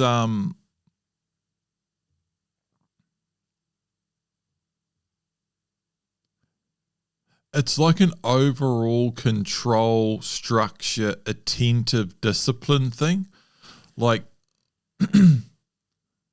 it's a relatively low distraction thing. It's where something was and you're not hunting it, you know, like mainly if you're training at the park or sports field or even out in a paddock or something, if you're in town and it's other dogs and stuff, then it's like it's where other dogs have been, you know. And if you're raising and training a dog in town, then it's always seeing other dogs and it's always smelling other dogs. So it's just like scent of other stuff that you're not even hunting.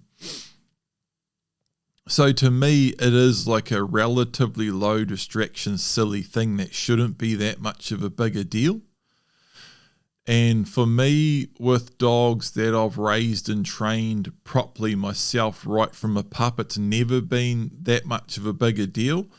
But with dogs that their management and structure hasn't been that great, and that dog is in that spot where what we were talking about earlier, like even when it knows what it's supposed to do, it's not that it's like, I know exactly what I'm supposed to do and I'm directly challenging you on like the meaning of life right now.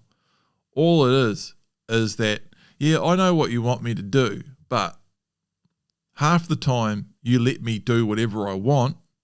So I'm going to take that as, that might be the same as now, you know. It's often in my life I'm doing what I want, so I want to do what I want right now. It's just when you have lots of trouble with some of that low-hanging fruit, like a dog that's 8 or 10 months old or older and its stop drill is rubbish, or in the middle of a session because there was sparrows on the ground half an hour ago, the dog's like losing the plot and not listening.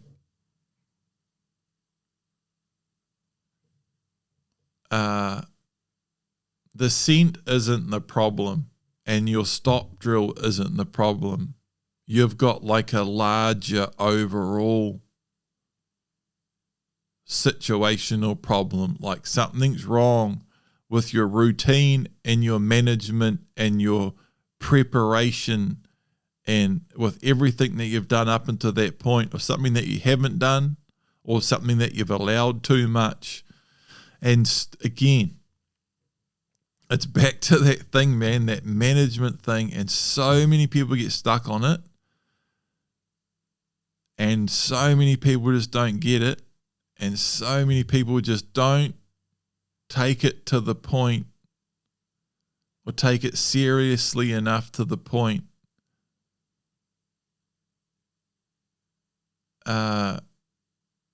where they do it properly, so it's just going to work. And if you don't get that management right and that consistency right, and that dog gets too much free time mucking around,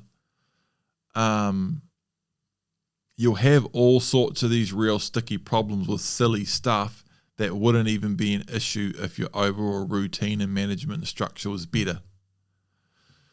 It does seem like one of those things for me, because with every dog that I've seen that everything's done properly, like really properly, and you're not doing anything to shoot yourself in the foot, you don't have problems with those silly things, you know. And dogs that the overall, what would you say, like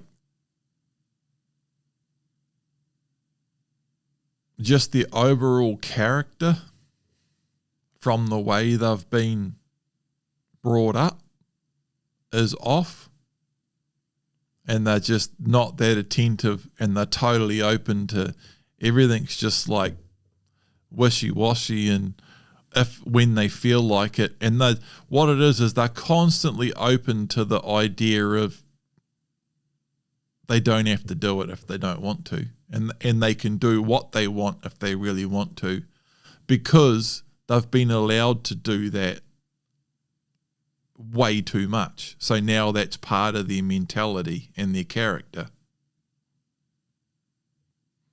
It's just a massive overall lack of discipline and self-control and attentiveness. As I was saying that, I just looked up and glanced at my next note. It's an overall control, structure, attentiveness, and discipline thing. It's really like a character thing, you know? And it's just one of those things that it's like a symptom of the larger overall situation. And that's just a management and structure and consistency thing. Scent is a relatively low distraction thing that you shouldn't have major problems with. If you're talking, you know, scent of just dogs and birds and rabbits and stuff, it shouldn't be a huge issue really, especially at 15 months old or any age really. Another little note here on this, which is always important too. You can sometimes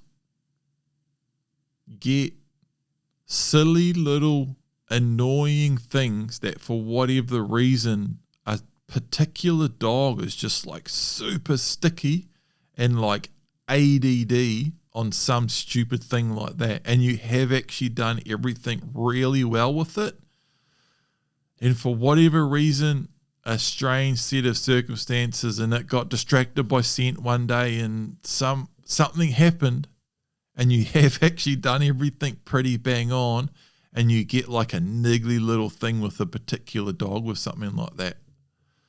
So that's actually almost a caveat thing that should be on attached to basically any rant that anyone can have on dog training. Oh, it must be because you haven't done this, or it must be because you did this, or you've got to do this right, and you'll never have that problem. You can, like most things in life, like you can do basically everything perfectly and still have these little problems. Sometimes actually relatively big problems. But honestly, in dog training, generally, if you do everything really well and you've got a half decent dog, it's pretty rare. It's pretty rare, you know? Yeah, and if you've got a decent dog and you do everything really well, it's not as hard as it can be if you don't do everything well, you know? Starting from a pup, yeah, if you do everything right, you shouldn't have too many major battles. On the so yeah, it just says my last note on it is it might be a sign that you just need to tighten up overall. Yeah, that is something I've 100% experienced myself, man. Like doing boot camp dogs and that, like taking other people's dogs in to train. That would be quite common where just the overall character and management is just mean that they're just super unattentive and no control and just super ADD and just like all over the place, not paying attention and not listening to bloody anything or anyone. And sometimes like the first week or 10 days with the dog would just be getting it in a really good routine and be super consistent for like 10 days just to get it to the point where it's like attentive and listening now and like engaged with me and not just constantly blowing to bits everywhere and all over the place, everywhere except me. It could take like a week or 10 days, 2 weeks, just to get to the point where I'm actually working with the dog now because of exactly what you're saying. You know, and it could be scent, it could be every bird that flies by, it could be whatever, it could be, oh, let's go over here, and they're just all over the place, man.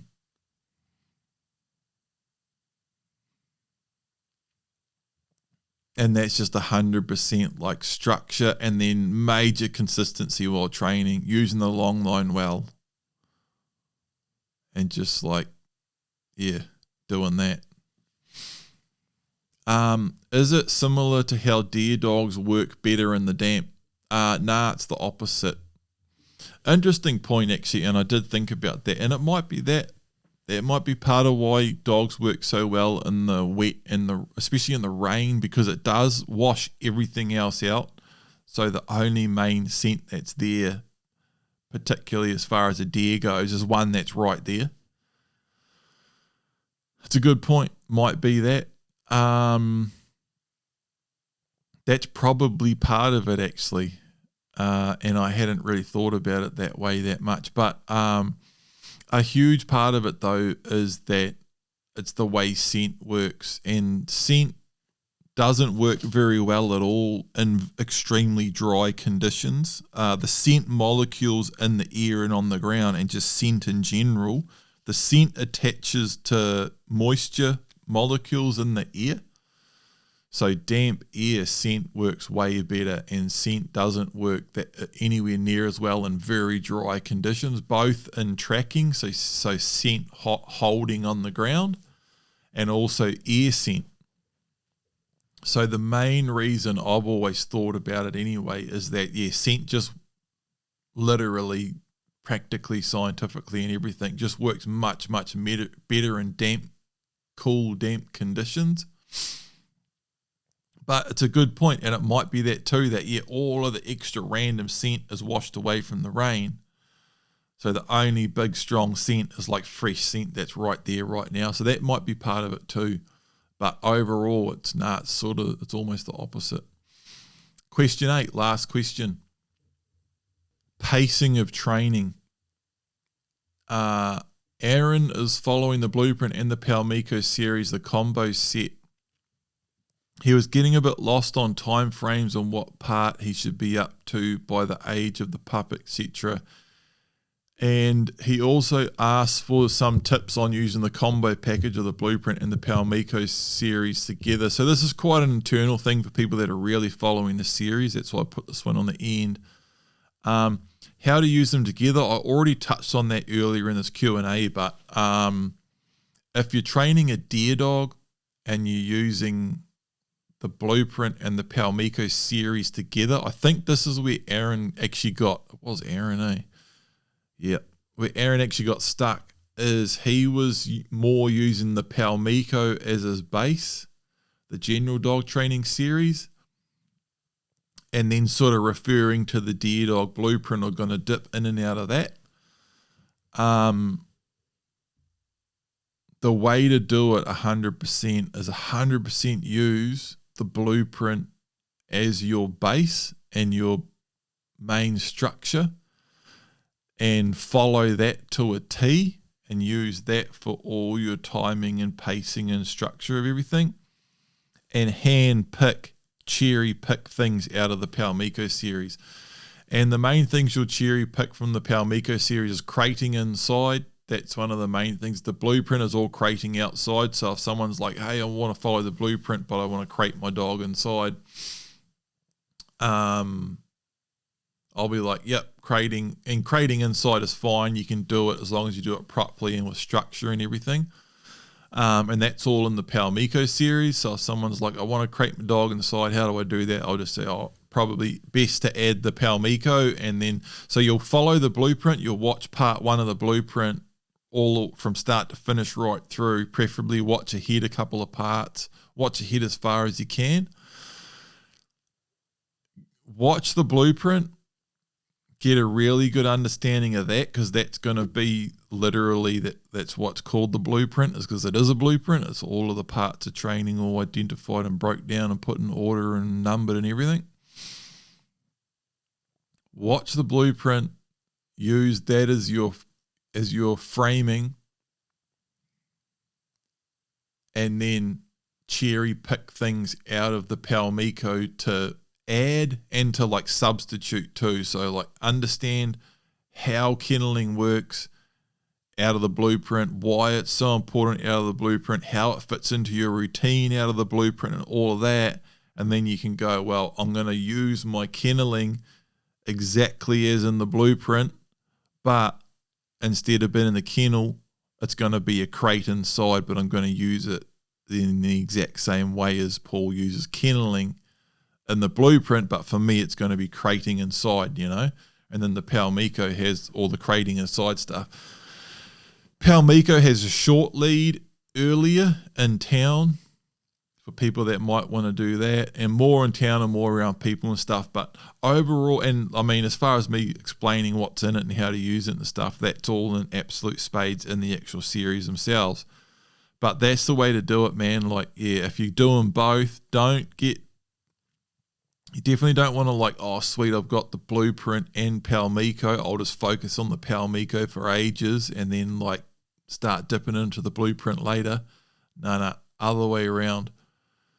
If you're going to use both, sit down and you're picking up your pup on the weekend and you've just brought the blueprint Palmico package. Sit down and watch the blueprint. Watch all of part 1.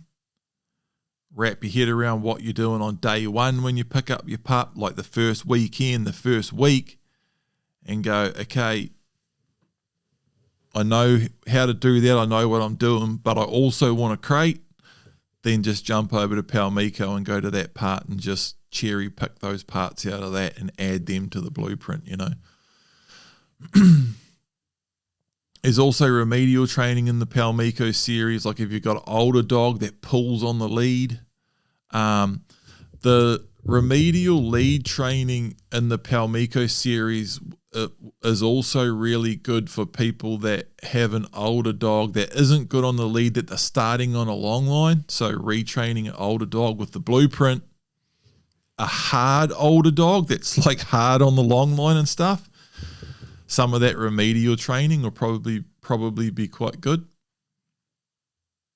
Overall on timelines and timing though, the blue, and this is actually quite good for people that might be interested in the series but don't know that much about them. It's a 12-part month-by-month series that's designed to follow over 12 months. So each part is 4 weeks.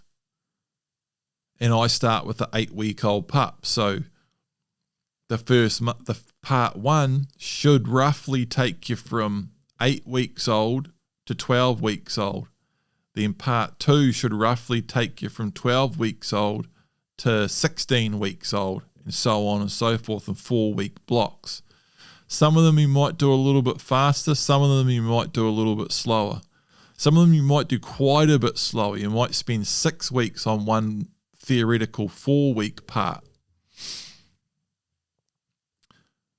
It's designed to be done in 10 months of training, and the last 2 parts are hunting.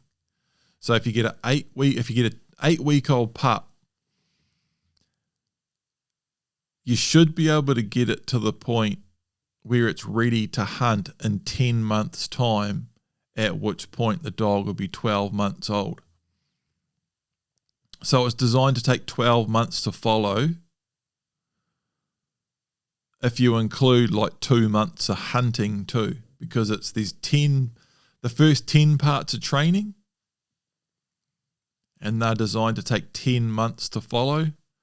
And if you start with an 8-week-old pup, you're starting to hunt at 12 months old, and part 11 and 12 are the starting of hunting, and then how to start the dog hunting, handling its first couple of deer, then getting into like long range and finding deer after the shot, and then a bit of like maintenance and management of things later on hunting, and also like how to use the dog, how they work in the wind, how they can hunt, and I show shooting a good handful of deer over my own dogs in part 11 and 12.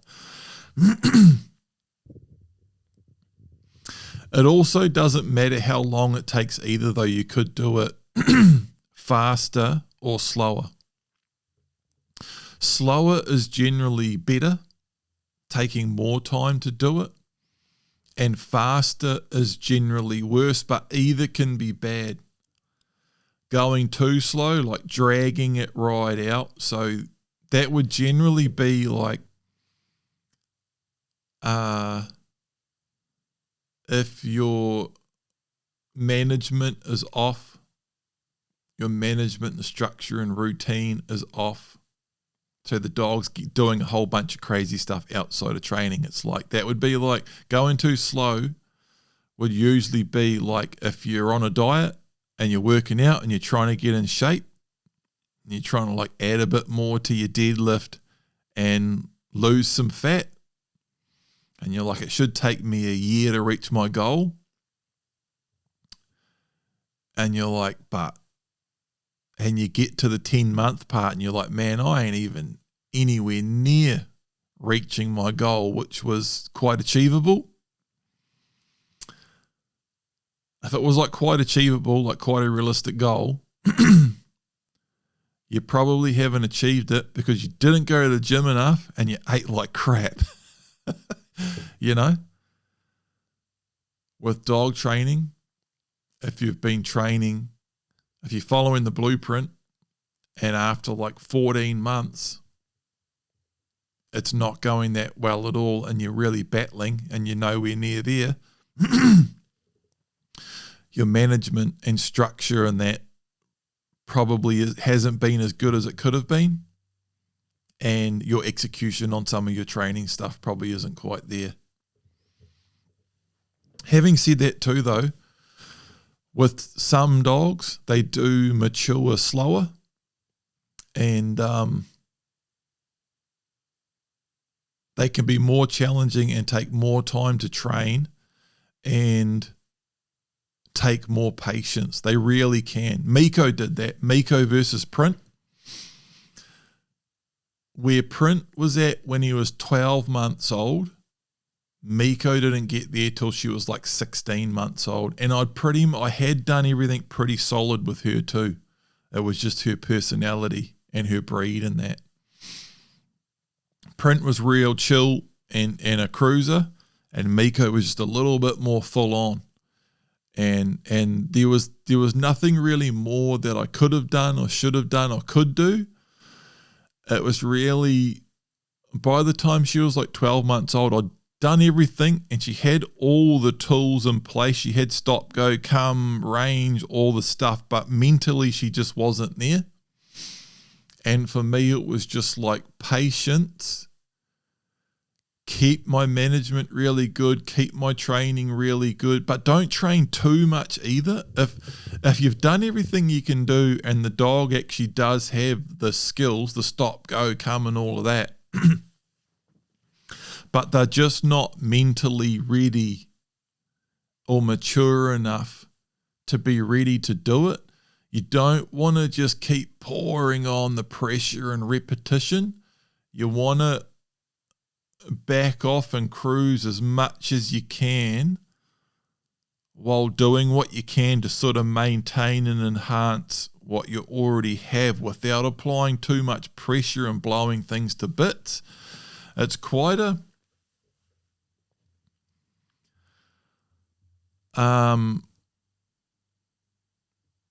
it's actually quite a big part of training this, and I thought of it. It's like macro reading and timing. It's actually a really big part of what makes a good trainer a good trainer, is like, and it's like macro pacing, big picture, reading and timing and pacing. So being able to look at as you're training a pup or a dog and going, okay, it's 4 months old now and you're working on a certain thing and the stop drill thing, and it's like that situation I was in with Print. Someone that with less experience might have been like, why isn't he getting it? And got frustrated and tried to put more pressure on or do more stop drills or something. But I knew exactly what was happening. And I knew I'd done everything right. And I knew he was happy as, and just matter of fact about it. And it was just like, okay, he's just a young pup that just for whatever reason isn't getting this part of this thing right now. I'll just like stay chill and improve everything else as much as I can and just rinse and repeat on this and just wait for him to come on. And that's exactly what I did with Miko when she was like 12 months old. And I'd done everything I could have. I'd done everything right. And she just wasn't there, man. On her off-leash control, under high distraction, wasn't there. Print was at 12 months old. There could be a real big distraction and he could go to break and I could go, Print, and he'd pull up. Miko, real big distraction, like a pukeko getting up out of the long grass right in front of her and flying, a meter off the ground right in front of her. You could scream and she'd just go. So it was like as soon as I saw that, she was back on the long line and no mistakes with Miko, And I didn't bother like pouring on the pressure and I didn't careen into like crazy amounts of drills and discipline and pressure. Nah, I just maintained what I'd done, stuck to a routine, lots of nice, big, long, relaxed walks, lots of good bonding and relationship and stuff, and just a few nice drills to keep everything maintained and in place. And then a couple of months later, I tried taking her off the long line again, and she broke and chased a bird way up the beach. Same thing, scream. She broke, screaming at her, and she was just ears off and gone. Oh, back on the long line again. Another couple of months. And I think that was it. And then, so by then, she'd gone from 12, sort of like 15 or 16 months old. And I did some pretty deliberate stuff with her too, because she chased a pukeko here at the farm one day, and then 2 months later, I tried letting her off a long line again. She chased a bird way the hell up the beach.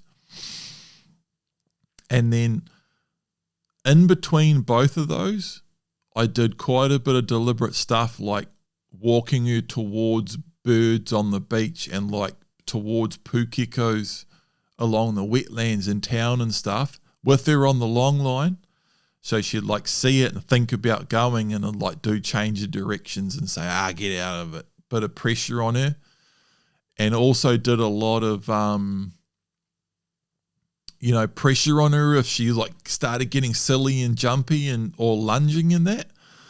I'd do pressure, command of disapproval, change of direction and stuff. And then when she'd walk good past the bird and not go, I'd be like, good girl, see, just chill out. And then, the first time I tried to let her off the long line and I was just starting to relax, and she was all right the first couple of times, but the right big distraction didn't pop up.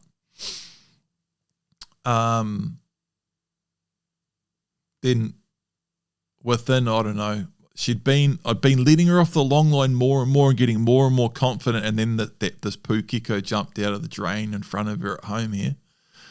And yeah, she was not ready for that sort of distraction.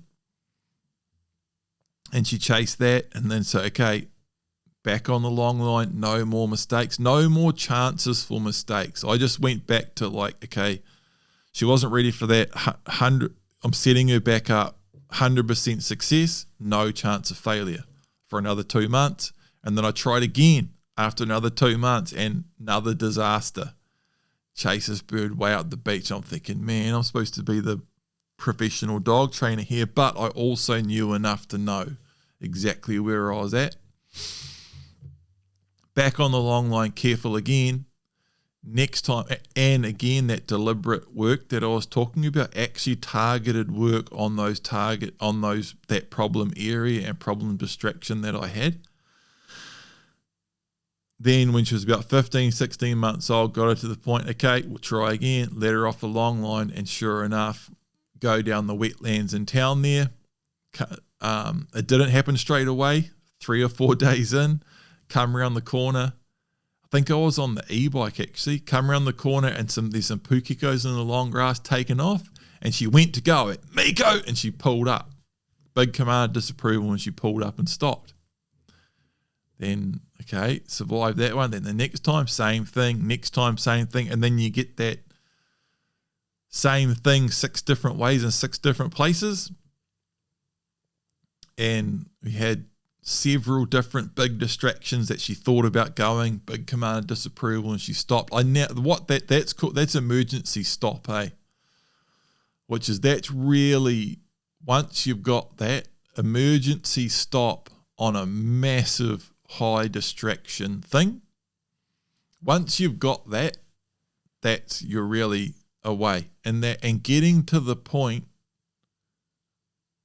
where you've got that 100% everywhere all the time, no matter what, like when it's like a duck dog that is mad keen on ducks, and it can be running up a drain and a wounded duck comes out in front of it and goes like flapping off up the drain, and it comes up right under the dog's nose, and you could go, get out of it, and the dog just slams on the brakes. That's where it's at right there.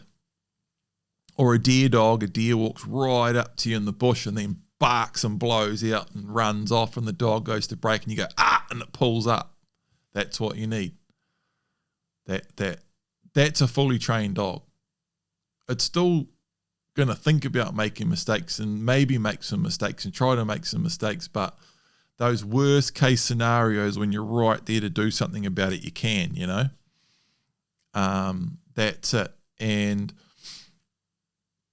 that's where the time can change. So on pacing and that overall pacing, and talking about faster is generally worse. Generally trying to rush it and not dwelling on each point long enough to rinse and repeat and do it in several different scenarios so it's solid is usually not good. So faster is generally worse, people trying to rush it and not being thorough enough. Slower is generally better as long as you're not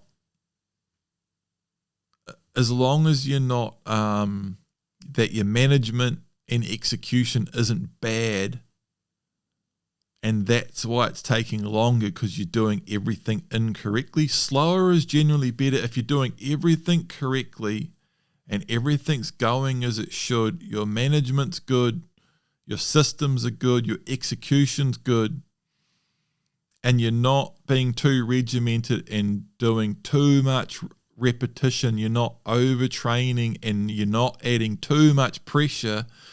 If you can be in that mode that I was with Miko, where I was like, okay, she's not there yet, but I know where I'm at and I'm just going to keep doing a good job and keep it chill. That's where slower is generally better.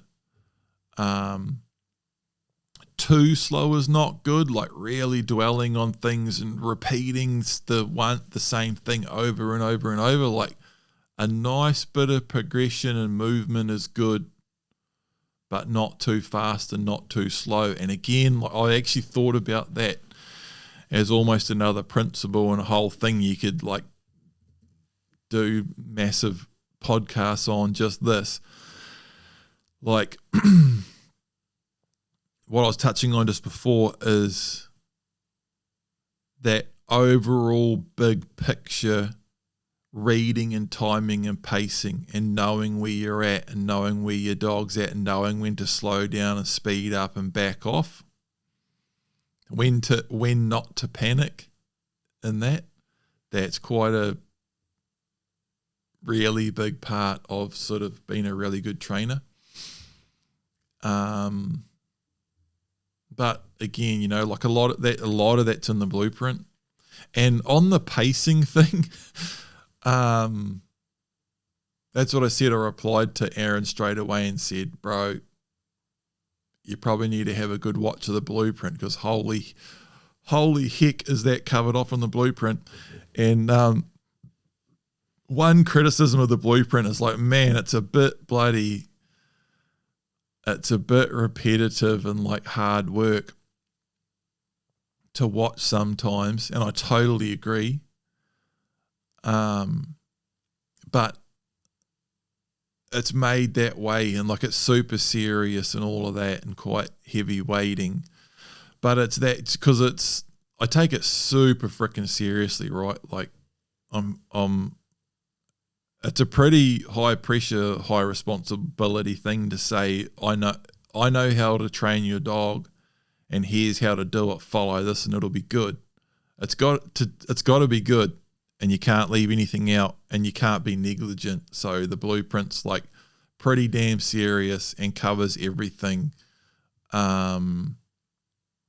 seriously and very thoroughly and doesn't leave anything out and doesn't leave anything to doubt.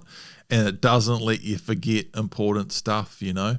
That's why some of it is like repetitive and over. And part of that is the pacing thing.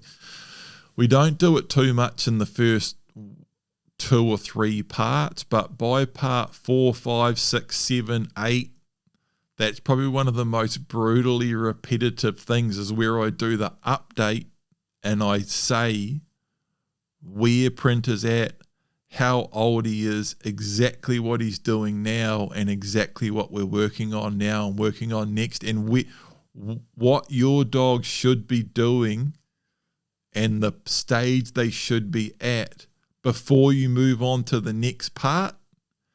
That's all in there in like brutal detail and repetition, almost to the point of being like excruciating. But it's because it's a really freaking important part of it, and it's all in there hard out, you know. So, yeah, the blueprint's not designed to be like fun and relaxing and entertaining to watch. It's designed to show you exactly how to train the dog.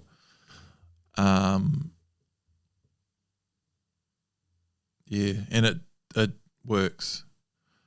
But yeah, the timing of pacing thing and that is really in there pretty hard out.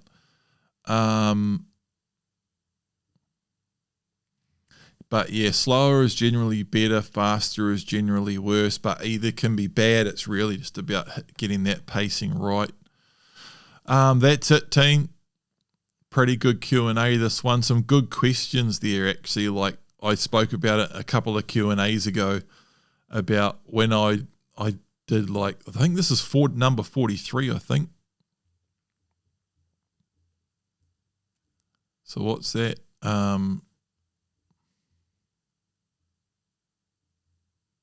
Yeah, it is number 43. So what?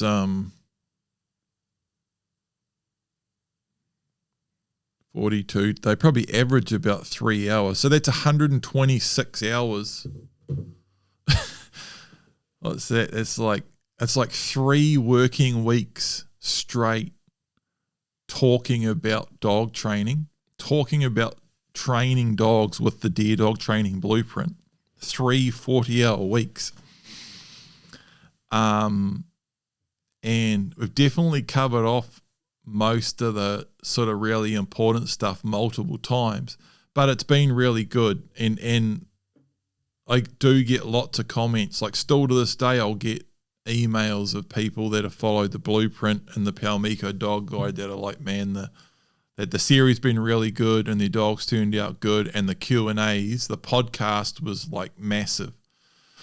But we definitely got to the point there where I was doing them regularly, and by the time I'd done a certain amount of them, it was like either the same questions over and over, or like the questions were getting pretty out into the weeds to try and come up with new stuff to talk about. And I put in a circle that, like, try to make, we need good questions, not too creative all over the place to come up with shit to talk about, but good, relevant, interesting topics on deer dogs and the blueprint and deer dog training and stuff like that. And this was a good one. So hopefully I'll post this one up and give it a couple of weeks, and then I'll see if we can get another good one together and do another one and try to do them more regularly again. But yeah, if you want to check out the Deer Dog Training Blueprint or the Palmico Dog Guide, biggameindicatingdogs.com for the Deer Dog Training Blueprint, Palmico Dog Training for the Palmico series, which is my general dog training series for anyone that non-hunters that just want to have a good system to follow on dog training, train their pup or dog from start to finish, just a good system that works. Sweet. See you in the next one.